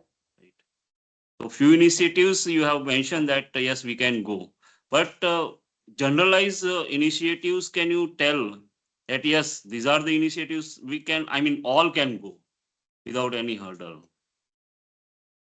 Okay. So, see, as such, as I was mentioning, there is no compulsion for any of these initiatives right now. But few initiatives which everyone can go for. Number one will be solar panel. Number two will be rainwater harvesting. Right. Number three will be recycling of answer scripts. I think that is the most important aspect, because that is a huge amount of, a paper, which and if we are burning it, I mean, there is a huge amount of emission that is happening. That is something which should not do at all.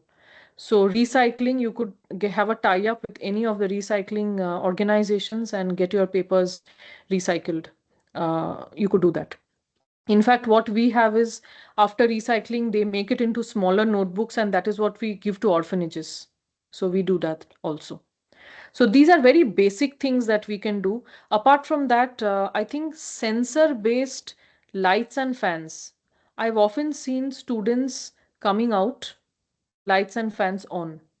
So if we could look into that also.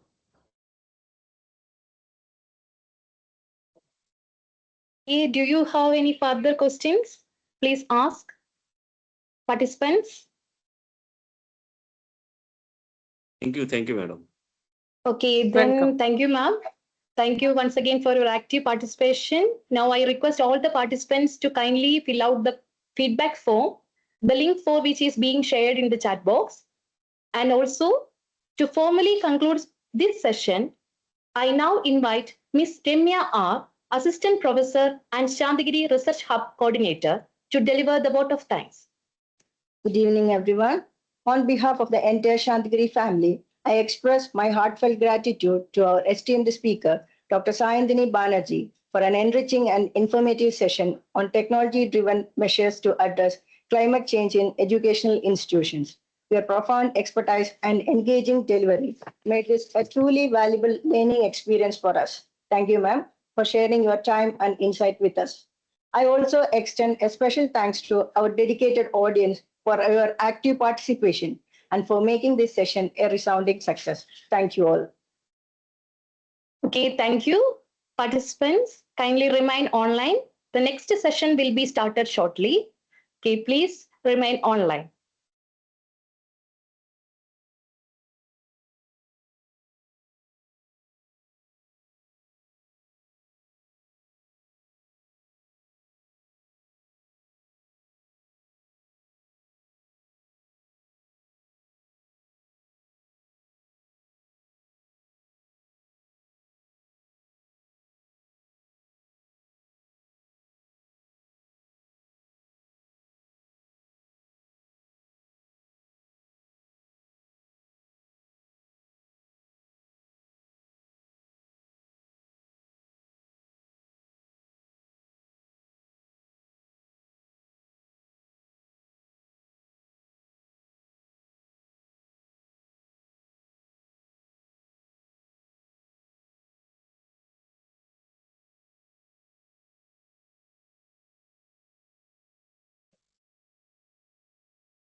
Okay, we are now move on to session 2, scheduled from 8 p.m.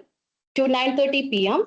The theme of this session is driving green transitions through financial leadership. So, to formally commence today's this session, I now invite Ms. Divya Jose, Head of the Department of Management Studies and PRO of Shantigiri College, to deliver the welcome address. Thank you, Dr. Sigma Satyan. Good evening, everyone. It's a great privilege to introduce Dr. Philip Matthew, the Director of JTSI Technology Bangalore, who will be leading today's section on driving the green transition through financial leadership. Dr. Philip Matthew is a senior finance professional, over 40 years of experience. He's a certified Master of Commerce and a PhD holder in alternative medicine. His expertise include finance, accounting, taxation, HR management, and physical wellness. He works the client globally, delivering credible, result-oriented solutions that support sustainable business growth. With the great privilege, I welcome Dr. Philip Matthew to handle the section. Thank you. Over to you, sir. Sir, kindly share your screen.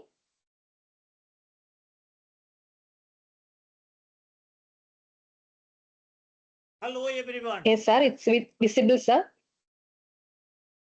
Am I audible?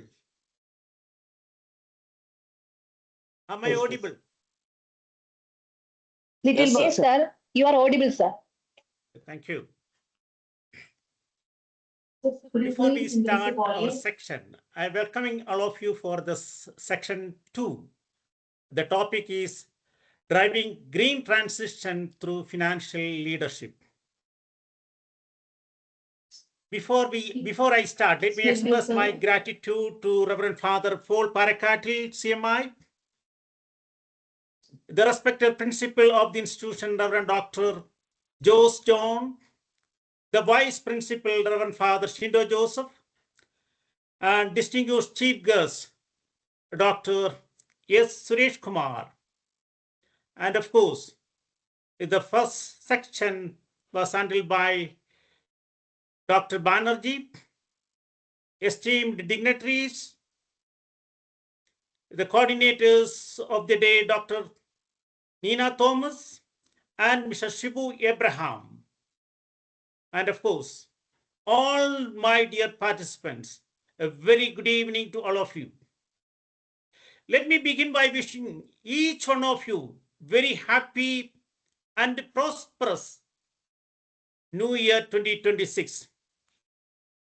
May this year bring clarity in thought, depth in knowledge, and impact in action.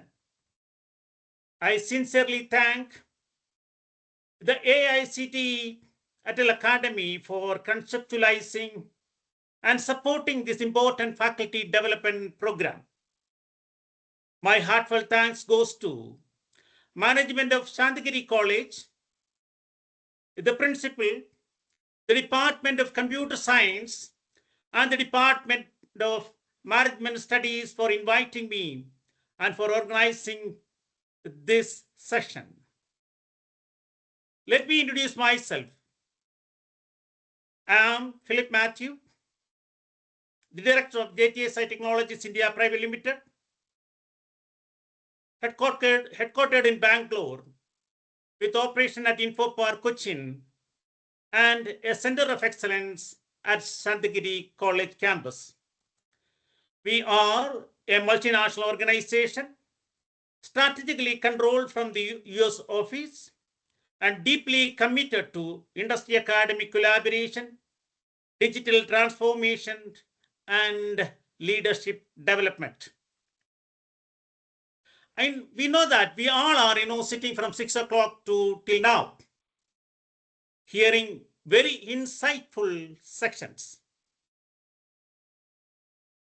I'm sitting here in Bangalore, affected by climate changes, having feverish tendency. Last 3 days, very cold climate here in Bangalore. It affected me a lot. Now I request everybody to stand up and do a small warm-up exercise so that we can be ready to listen the session 2. I request everybody to stand wherever you are. Be straight and hands up and hands down. Do it 2 times. Hands up, hands down. And again, one more testing exercise. Stand straight, spine straight, then turn your right. Come to central. Turn your left. Again, come to central. Turn your right. Come to central. And turn your left. Come to central. Again, we'll do small exercise. I request all of you to sit down in your respective places and take a deep breath 3 times. Inhale. Exhale. Inhale. Exhale. Inhale. Exhale.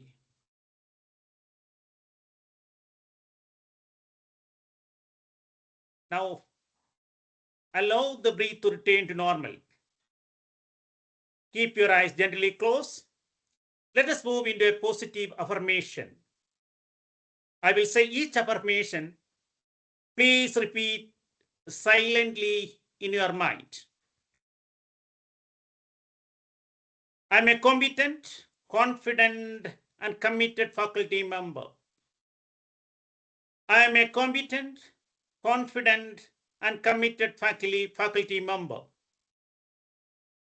I am well prepared, well informed, and continuously learning.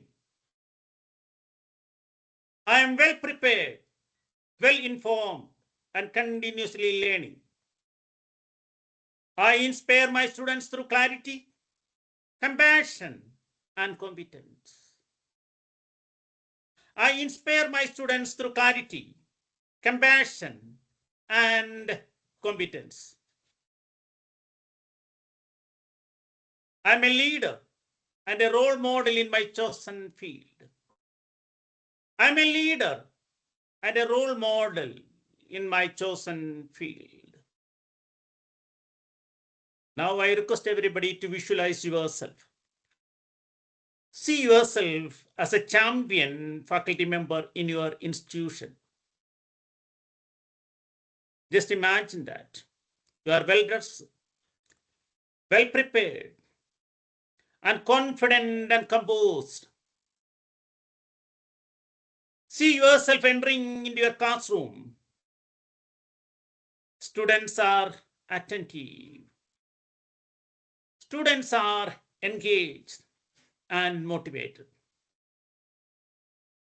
You are delivering your subject with clarity and passion. Your students are understanding and they are responding and achieving the desired result.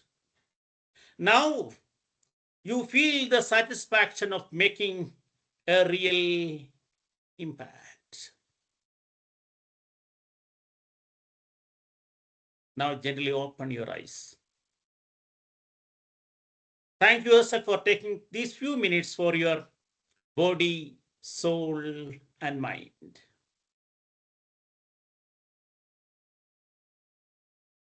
Now let us go to our subject. The main topic is green transition, leveraging digital tools and strategic leadership for climate resilience.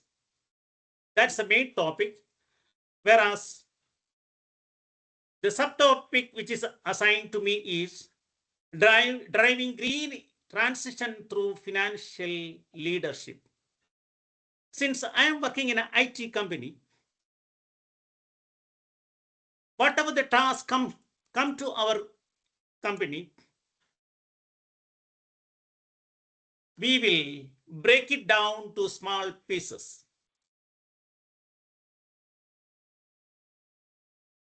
the people who are working in IT professionally, they knows that they have some methodologies. Either, Sir, sorry for yeah, interrupting you, sir. pardon? Your slides are not moving, sir.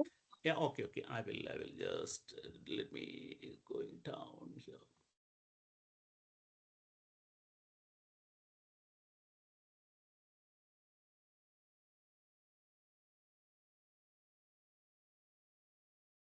Yeah. The IT guys knows that whenever a program, a task comes, they will have a methodology to move forward. Either they'll be using agile methodology or waterfall methodology. Sometimes, Scrum or Kanban, they choose whichever is feasible for them, whichever is better for them. Now let us understand this subject also, like what you mean by green transitions. Then again, everything coming to climate resilience. We are all talking. The faculty development program is fully concentrated towards the climate resilience program, right? For that, again, we have to do that leveraging of digital tools or making use of the digital tools. We also should understand the strategic leadership.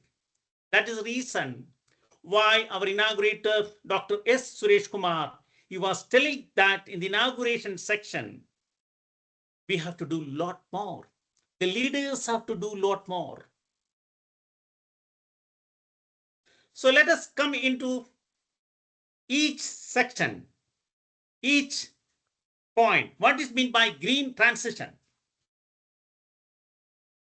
A green transition means moving away from practices that harm nature, moving away from practices that harm nature.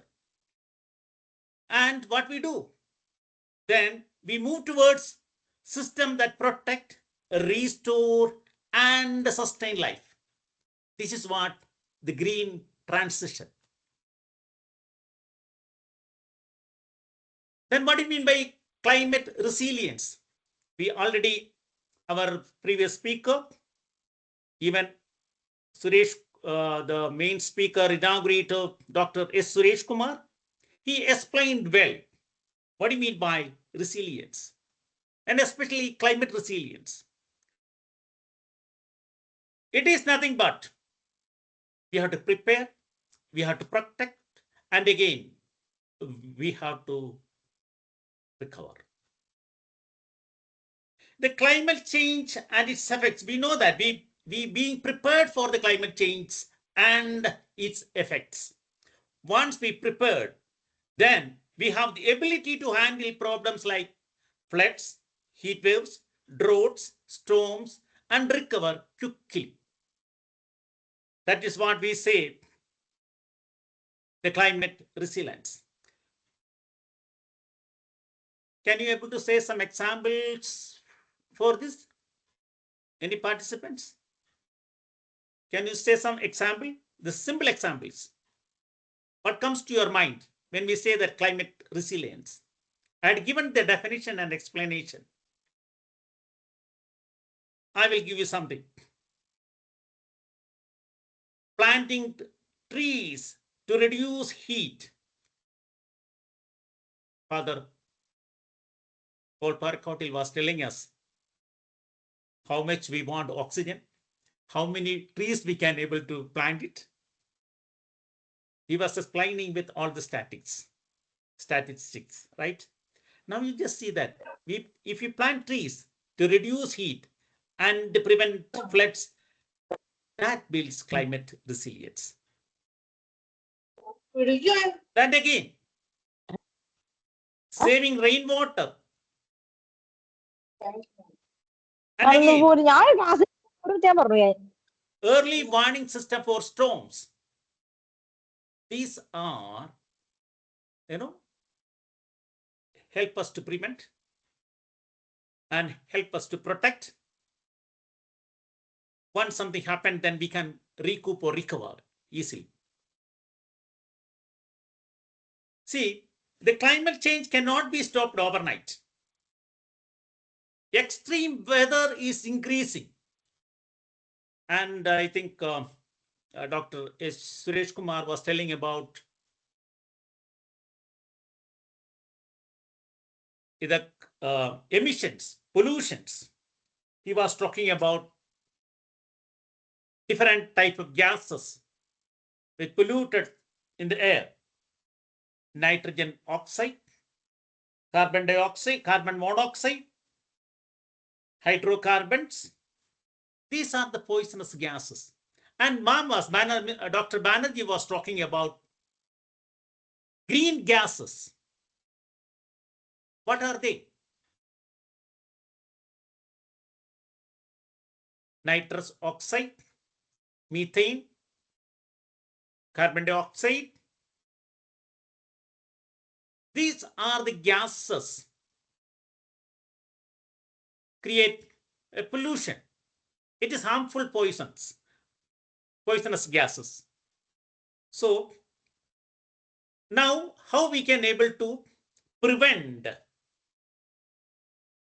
the emission level of these gases? And again, Mom was talking about the warming. Very simple language if I explain it. We know that the sun rays coming and coming on our earth. And the earth radiates. And while radiating, it will go up, right? Then what happened? These gases, these green gases cover like a blanket. Since it's covered there, the heat which moved up re-radiate again to ground, again to the earth. That's the reason we have more heat. That is what Dr. Banerjee was explaining us.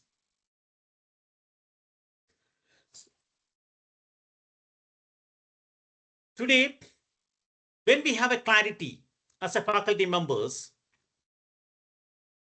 you can go back and explore it, learn more, and the cause and the effects. And I hope we can able to prevent all this. We can able to talk to our community, our students group, so that we can transform the students into a better citizen, aware of that, the climate resilience, and transform India to be a better world. Then again, leveraging the digital tools. Dr. Banerjee ma'am already explained very well about the digital tools which we can use in the educational institution. While she was explaining, I was just hearing that there's answer script. Most of the institutions, as some of our faculty member participants said that, they just burn it. So here in St. Joseph College, what they do is they have a tie-up with ITC company. They take all this paper, then make you reuse it, recycle it, and make as a paper again. This is a wonderful initiative, so that we can able to reduce these fossil gases, this type of pollution. Burning of paper can create a lot of pollution, right? That we can able to reduce it. So why the digital tools again? Ma'am was telling again, telling us that the climate problems are complex, and again, it's a data driven and the real time. So we have to, or the country need to forecast the flood. We should have pollution monitoring system. We also focus on energy optimization. We also Mom was talking about water tracking, smart meters, etc. But here, why we have a strategic leadership? The leadership, what it means? What do you difference? Can you able to differentiate between leadership and the strategic leadership? We focus on strategic leadership. Leadership means what? The leadership is the ability to guide, motivate, and influence people to achieve a goal. That is the definition of leadership. They focus mainly on managing people, daily operations, the team motivation, solving current problems. I can put it in a simple one word. Leadership is nothing but how do we do this work well today? How do we do this work well today? They concentrate only on today's task. How well they can able to perform it. Their concentration only on that. Whereas when we come to a strategic leadership, that is something different than this leadership. It is the ability to set a long-term vision, making big decisions, and prepare the organization for the future. That is what the strategic leadership do. They focus mainly on long-term planning, big picture thinking, managing change, aligning people, resources, and goals. This way, they will move forward. In another way, I can say that the strategic leadership always asks, where do we want to be in the future? And how do we get there? These are the two questions they always ask themselves. Where do we want to be in the future? And how do we get there? They focus mainly on that. I hope my participant now got the clarity of the leadership and the strategic leadership. Normally, the leadership focus on people and tasks, whereas strategic leadership focus on vision and direction. This leadership people always, think about short-term and present-oriented, whereas strategic leadership, they are into long-term and future-oriented thinking people. The leadership improves current performance, whereas the strategic leadership ensures future success. The leadership operates at team level or department level, whereas strategic leadership always operate at management level or the top level. The leadership solves today's problem, whereas the strategic leadership prepare for tomorrow's challenges. That's more important. They always focus on tomorrow's challenge. Now we can summarize some extent at least. Leadership means doing things right, whereas strategic leadership means doing the right thing. I think you all got a clarity on that. Why this strategic leadership matters today? That is very important. Because good leadership keeps things running. Strategic leadership keep organization relevant and resilient. Now let us come to the climate issues which we are facing now. Any of our participating can talk? What is the climate issue that comes to your mind right now? We will just elaborate. We will just take that case study now. Then we will come into financial leadership. Okay. Since I told you that I am facing right now because of the climate changes here in Bangalore, it's very cold. All Bangaloreans are affected with cold weather. The same also, if you think a few weeks back, it has come in the newspaper that the Delhi underwent huge fog. It's all because of, the climate change. Now, how the community, how our country, how our states are facing problems because of the climate changes. We know that Delhi is among the most polluted cities in the world, especially during the winter months, that is October, January months, right? Every year, residents experience toxic smog, poor visibility. Most of the times, they close the schools. They used to face health emergencies and travel disruption. The recent fog havoc is not just a natural fog.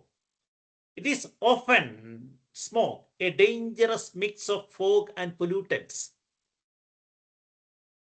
What is happening during this fog? The dense fog reduces visibility to a new meters.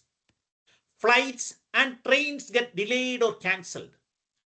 Road accident increased. People experience eye irritation, coughing, and breathlessness.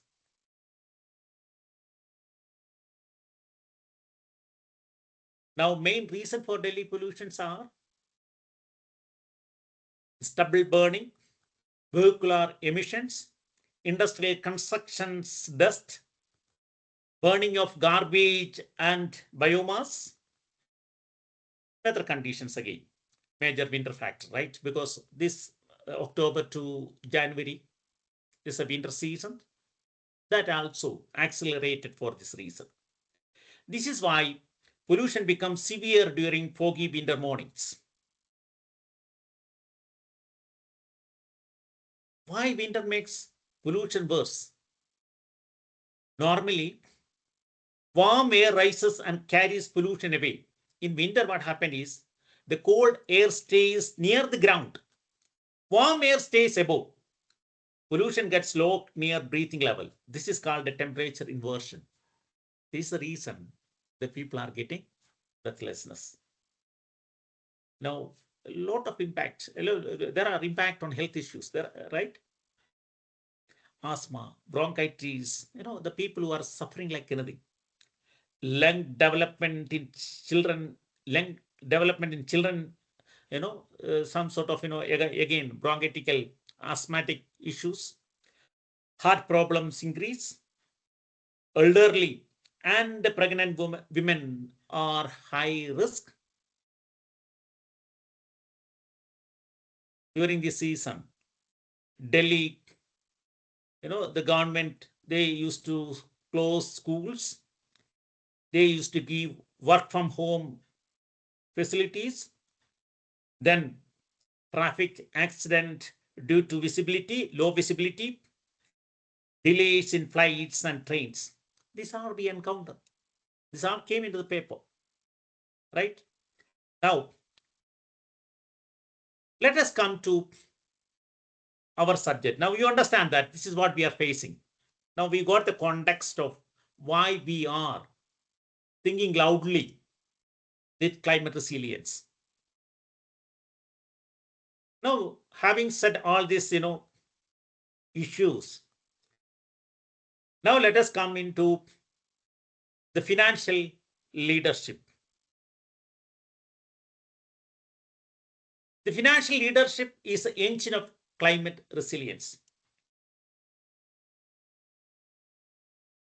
The inaugurator was telling about all about climate and pollutions. Dr. Banerjee ma'am was telling about the digital tools which we can accommodate in the educational institutions. But all that will become only a mere desire if we do not have finance. Right? Finance is very important role into creating or making the climate control environment. We need money. Without money, we cannot go for a green transition. Using money, budget, investments, and financial decisions in a smart and responsible way to remove society from polluting practices to environmental friendly and sustainable ones. So that is a strategic leader. If money, we have it. Okay, fine. But again, what do you mean by strategic financial decision for sustainability? That means responsibly we are using the fund. And always thinking about the cost benefit analysis and ROI. What do you mean by ROI? Return of investment. We have money, then we can spend. Money will just go like that. We can buy things, we can install it. We may not get the right benefit. So always, as a finance guy or one who is taking the leadership in this area initiatives, always think that how best they can able to understand its cost benefit, do some analysis, then take a decision. That's number one. Then always calculate the ROI. How do you calculate ROI? The net profit we got it divided by the amount we incurred for that project into 100. That's ROI. And how much ROI we want to maintain? I'll say that around 20 to 30%. Why I said like that? We know that today the inflation rate is around 7.3, and the department saying that another 1.9 will be more. That means 9.2. Then the financial cost. If suppose you are borrowing money from financial institution, it requires we have to pay interest. Just imagine that if you are getting a fund from institutions with a 10% annual interest, then 10 plus 9 plus 2, 19.2. That's the actual cost involved. In addition to that, we should have some sustainable fund for the future. You have to save something. So I will say around 20 to 30 is ideal. Minimum at least 20% we have to maintain it. Now, while coming into green transition, this financial leadership applies to all institutions, not only educational institutions. It is applicable to MSME, communities, households, and so on. Then why it matters? That's very important again. As I told you, green transition fail without funding. If there is no money, we cannot move forward. Whatever we heard about now, the solar, renewable energy, waste management, water system, all need capital. Without that, we cannot move forward. Let me tell you, when Dr. Banerjee was telling about renewable energy and smart grid. What do you mean by smart grid? I think few years back we have only one type, that is only grid, normal grid. Today we have a smart grid. Grid means what? Only one-way communication. Somewhere electricity produced, then transmit to the end users. That is what happened maybe around 5 to 6 years back. Today we have smart grids. Any institution or anyone would like to initiate a project called renewable energy. Because of the government subsidy, today it is a profitable venture. Because of smart grid, what is meant by smart grid there? It is not one-way communication. This two-way communication. It will transmit from the producer, the producing place. Then again, it will collect it from other places and go back. And they have a system called a self-healing system also. This is a new technology. Technology, grown like anything. This will help us to have a profitable capital investment. So that is the reason why the finance is more important. Now, what are the financial leadership? There are three pillars are there. One is that who are all involving into this project financing or initiating the whole project, or a strategic leader. They must have these pillars. One is that sustainability budget. If they go for a project, before implementing it, they should have a budget. It should be a sustainability budget, not the ordinary budgeting. So once we have a budget, then we should also think about the financial models which is available right now. Axis Bank, they used to finance for climate resilience, climate conditioning initiatives, pollution control measures. And government of India is giving a lot of fund as an incentive. The thing what we have to do is that we have to understand which are the areas the government of India is right now funding and grab that. Bring the project according to the requirement. And the successful project model you have to adopt. We can collaborate with the different industry units, right? In different units. Understand which is the successful one. The same model you copy it. So that what will happen? We will not waste money. There won't be any unnecessary waste expenses. Finally, it will be a profitable venture. Then again, the third pillar is called digital tool that reduces the cost. Ma'am was telling why we want to initiate this digital tools in our institution. The reason is that reduce cost. Now, Ma'am was telling about smart meters. The government of India sent out a letter to all the states that they have to implement or they have to install this digital meters, smart meters into electricity area, in water area.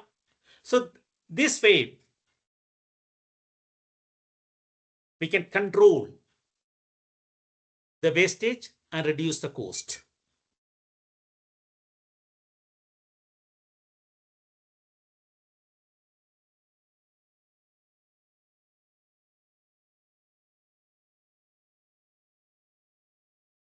The sustainability budget means create green budgets.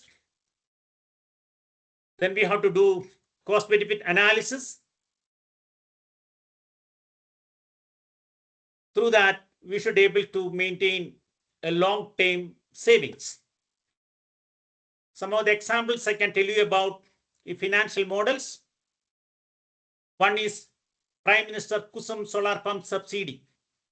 I think huge amount the Prime Minister allocated for developing irrigation through solar system. And again, if you come to Kerala, we can see that green budgeting and carbon neutral panchayats. One panchayat I can able to tell you as an example. In Wayanad, a village called Mirangadi. What they had done is that with the help of the local people, the community people, the village members, they contributed themselves. Panchayat helped them. Panchayat also contributed. They started planting trees. Today, the Mirangadi Panchayat is one of the neutral carbon panchayats. All the carbon dioxides, the plants use that, they emitted only the oxygen. Now the entire panchayat, as per the latest study, they say that that's the number one in the world doing this community for foresting and bringing a carbon neutral village. Again, when we use digital tools, Ma'am was telling about sensors, then the IoT water meters, and finally, how best we can able to modernize our education institution. One of the example is that digital classroom and reduce printing cost. Even she was giving an examples of the examination, right? Paperless exam. These are the way we can able to bring profit while deploying capital for climate resilience initiatives. Another one, a case study I would like to bring into your attention is that Kochi Airport, the Cochin Airport. They are the number one in the world. They started renewable energy. They spent around 62 crores of rupees. And today they are saving around 30 crore per year. And the UN, they certified that they are the best. And they could be able to maintain that saving year after year.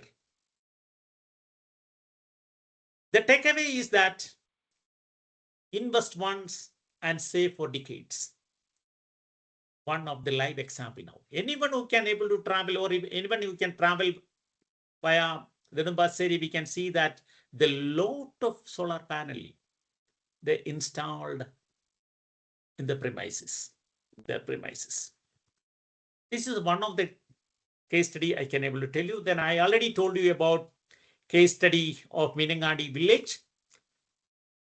Now, with a small investment, they could able to maintain, they could able to bring out a big transformation in biogas, solar, water conservation, etc., etc., etc. The latest study says that 45 emission reduces in 5 years. 45% of emission reduced in 5 years in Mirangadi village. Even IIT Madras, what they done is that They installed smart sensors on solar rooftop. What they done is they know waste to energy plant. They created waste to energy plant. Finally, they saved around 8 crore annually. Here in Bangalore, some of that institutions like Infosys, Wipro, and air cooling, etc. They also initiated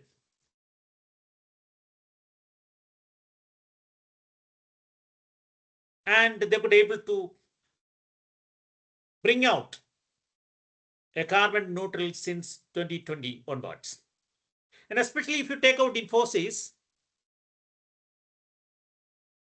they have environmental social governance. As ma'am was saying about reporting, she was more emphasized on reporting. Why she emphasized more? Once we have the checklist, a reporting mechanism, then definitely we work on that. When we work, when we report, of course, we'll have the derivatives that the good results. And if there is something something gone wrong somewhere, then we can go back and correct it. Infosys is one of the best model for that. And even Axis Bank, the same. I had given you this, two booklet, the document, Environmental, Social and Governance Report of 2025 of Infosys and Axis Bank. I handed over to Dr. Meena Thomas, the coordinator. Once the section is over, you can get in touch with those who are interested. They can go through and understand how they leverage, how they made use of the best practices in their campuses, in their institutions. As I said, Info Park, they are carbon neutral in 6 years. And also I told you about Axis Bank. They are the bank, they are the only one bank which came forward supporting this sustainable financing. Those who are interested to start some initiatives, they can approach Axis Bank. And they have a fund exclusively for this type of climate resilience initiatives. They are the only one who started and issued green bonds. The report, the entire report, I handed over to ma'am, Dr. Nina Thomas. You can, after the class, after this discussion, get in touch with her and you can have that information. And I would like to bring to your attention towards a digital tool for green finance. Now, I need not say more on that because we already heard much more from Dr. Banerjee ma'am, right? The latest, something like the digital tin models. It is quite interesting. And some of the meters, those who are interested, they can explore it and understand. And of course, in your institution or in your academic research or whatever, you can go through and understand things and make use of that benefits.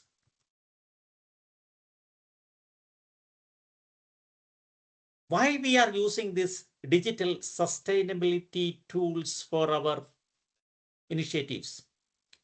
One is that this is a real-time cost monitoring. Previously, I told you that whatever we do, especially as a finance guy, we always take a decision based on data. Finally, I can say data-driven decision-making people. And we always see the reduction of the wastages. And I told you that ESG compliance. when Dr. Banerjee was talking about there are two reporting systems, that is nothing but GRI and SDG. GRI is something like a global reporting, and SDG also. SDG 1, 2, 3, 4, 5, 6, 7, she was just explaining us. This is a simple reporting format which helps us to take data. And of course, this also will help us to compliance with ESG rules. And finally, when we do these initiatives, we have a transparency, right? Everything will be black and white. Everything will be there. What is the benefit now? The lower electricity bills, we all experience it, right? Because in our house, I think most of us might have changed their, the usual bulbs, and we changed into LED bulbs. After changing that, what happened?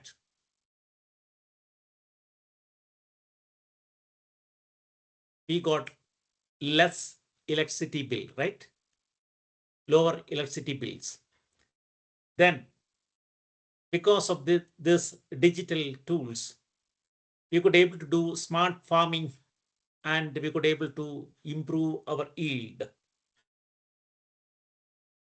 Digital finance reduces paper waste. And again, EV mobility saves around 80% more, 80% of fuel. You remember that today, Bharat BS6, that means Bharat stage 6 emission parameters.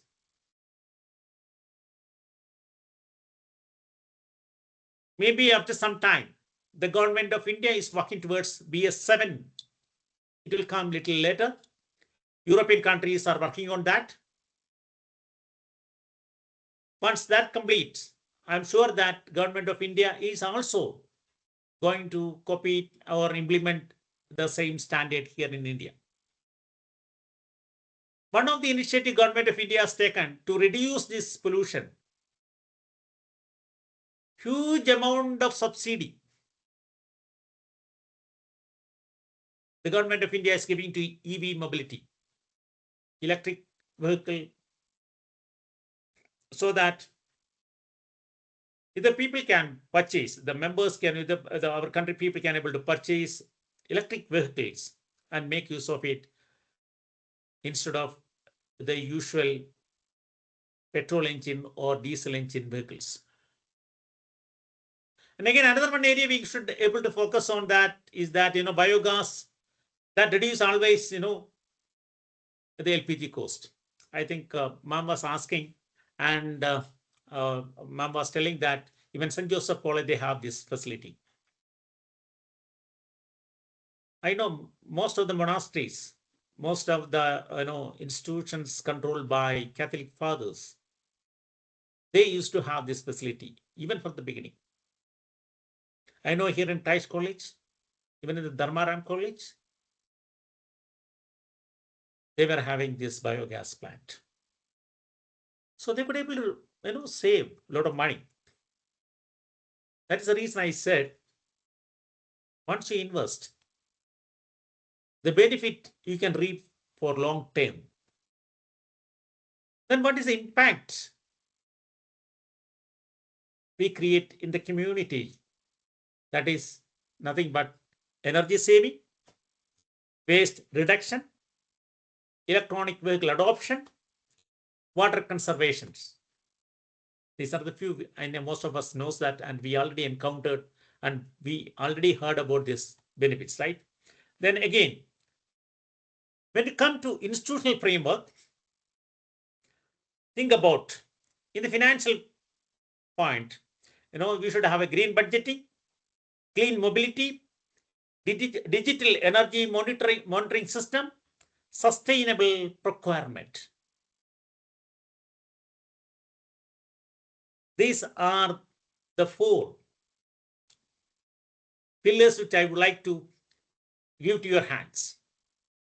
When you go back, when you take some initiative, think about these 4 pillars. Especially for educational institution, one was very focused on educational institution. I will tell you how best we can able to as a finance guys. One is green budgeting. Always focus on campus. That means a carbon footprint baseline, renewable energy planning, paperless office system, smart water management, student-led sustainability clubs. The moment you go from here, take a decision that you go back to your college and create at least a 1 student club flow for this climate resilience. Educate them, give the information, try to motivate them, create curiosity, and ask them to find out one initiative to safeguard the institutions and later their own home. Then later, let us go back to our community and spread the news. That way, we can able to help the community and make some transformation in the country. What is our role then? Especially education institutional role. Since we are telling them to do, we should also practice, right? If there is no practice, people will laugh at us. So let us have the rooftop solar system in the campus, paperless governance, student-led sustainability budgeting, smart classroom, campus carbon audits. What we have to do, some framework I have to give you, otherwise, whatever we learn today, it will become merely only a statements, right? Now let us come to action items. When you go back to your institution, identify sustainability goals. There may be 1 or 2 or 3 or 4, but identify which one you can take. Then do financial analysis, especially a return of investments and how long you need to pay back the money which you are going to initially put in. So some sort of analysis we have to do it. Then mobilize CSR fund if it's possible. Try to talk to some good companies. They will fund it. Prepare proper projects and objectives. Definitely they are allowed to help us. And of course, government also giving a lot of funds as incentives. Try to grab that opportunity. Implement digital monitoring system. And after that, a report and scale improvements. Again, ma'am was telling about reporting. She was, literally emphasizing the reporting mechanism. When we report it, we know that there will be transparency and we really act. Otherwise, we cannot report it. Once we have report, we can go back and recheck. And if there is an improvement is required, we can take corrective actions. So that way, reporting is very much important. And of course, again, compliance also. And wherever we want to improve, you scale it up. This is the framework I can give you. Finally, your mindset and mindset. Only happy people can able to deliver happy mindset, right? Let me tell you my personal experience, how we can be a champion in our institution.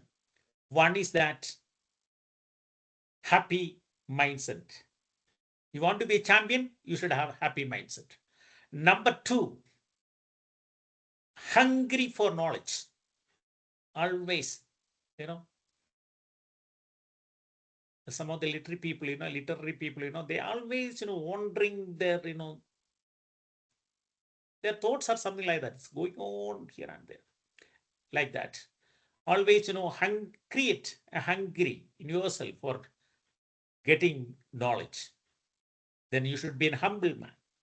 Finally, I would like to tell you that you should maintain your health. Then only you can become a champion. Then think about this shift. That means green transition is an investment. Green transition will not come without having an investment. So think about investment. Always think about cost cutting. You should create value. The cost cutting, if you do cost cutting, sometimes you cannot create value. So you balance this. Cost cutting is required, then do it. Otherwise, think about that. You are creating a value. You should be always think about value creation. It should not be short term. Think about the long term perspective. You should not be a consume. You should be always think about consumption to stewardship. Once become a stewardship. What's meant by steward?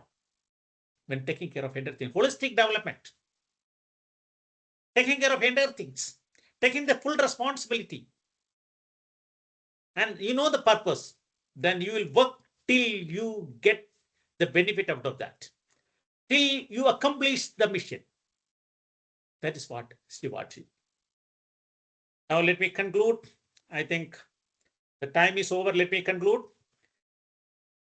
The financial leadership plus your vision plus your digital innovation create climate resilience. We had a lot, right? But I would like to summarize that the importance of financial leadership plus your great vision, and finally using digital innovations and tools become a transformative change in climate resilience. Now let us take a pledge. Let us do some wonderful things tomorrow onwards, or even today now onwards. We can build a sustainable Kerala and India. Thank you for listening. Thank you. If any questions, I can answer it, or else you can just send the message to Dr. Nina Thomas. She will return to me, then I can able to reply it. Whatever the best way I can able to help you out, I will do it. Then again, there are few resource things which I handed over to ma'am. That is budget template. That's very important. Sometimes you people are required for that. When you take some initiative in the institutions, that template you can make use it, so that it will be easy for you to analyze the return of investment and payback period and all. So, and some checklist and whatever I said today, that handout also there. You can have it from ma'am. Thank you so much. Okay, Anmi. Thank you, sir, for the informative session. We will now proceed to the question answer session. Participants, you can ask your questions in the chat box, or else you can unmute your microphone.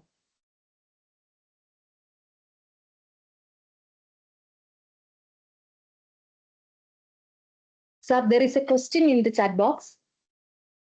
Somebody can able to read that? Yes. How can financial leaders influence environmental responsibility? That's the question, sir. Yeah, that's a good question. That is what I said. In the last, while I was concluding, I told you that the finance guy, with his financial knowledge, that means analyzing the financial requirement and utilizing it responsibly. That's very important. If you have fund, you can just spend like anything, but you will not get back. So responsibly, you have to spend the money and always think about the ROI along with your great vision. Plus the utilization of or making use of the digital tools, you can change. That's my conclusion. That's what you have to adopt. Thank you. I think I explained you well. Any other questions? Yes, participants, any other questions?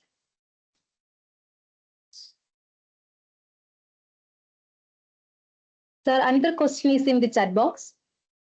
Yeah. By introducing more effective sustainability practices and financing more sustainability projects.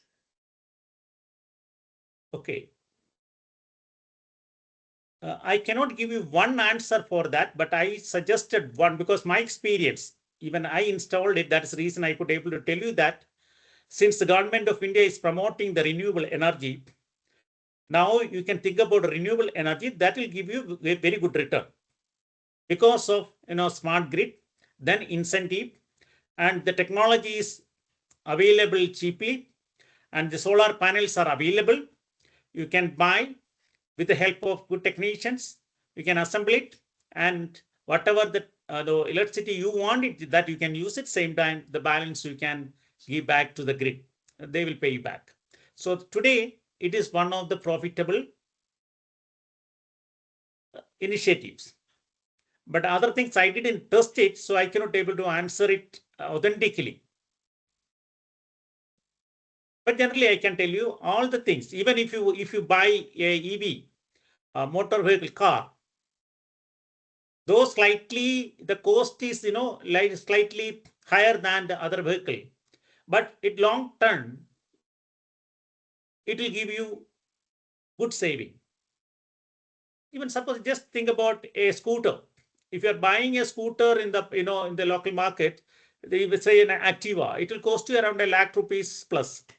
Whereas if you go for EV scooter, that will cost you around 1.3 lakhs or something like that. Just see the saving. You're not putting the fuel, right? The long run, that way, the long run, you can yield a good saving. But I not done any comparative study, so that I cannot able to pinpoint and tell you which is better or best. But all this will give you good thing because of the government subsidy. Otherwise, the cost would have been much higher. Again, the Kusum. Only thing is that up to 2024 it was there. Now again, the government of India is thinking to implement it. The new things hasn't come, but anyway, the people who are used it, they are all benefited. And these are my experience I can share with you. Okay, participants, any other questions? Okay, then now I request all the participants to kindly fill out the feedback form. The link is shared in the chat box. And to formally conclude this session, I now invite Ms. Teresa Thomas, Assistant Professor, Department of Management Studies, to deliver the vote of thanks.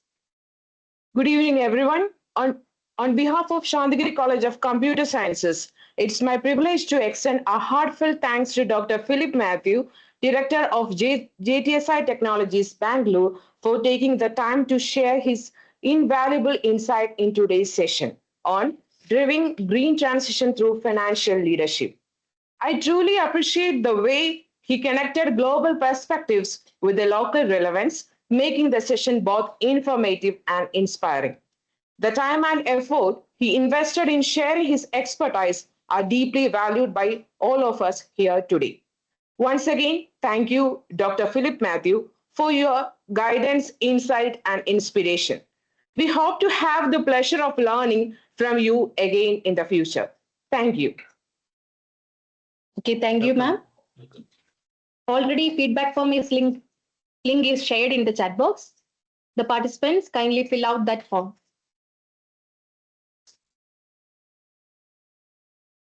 As we conclude day one, we sincerely thank all the resource persons, participants, organizing committee members, and the technical team for making today's session meaningful and successful.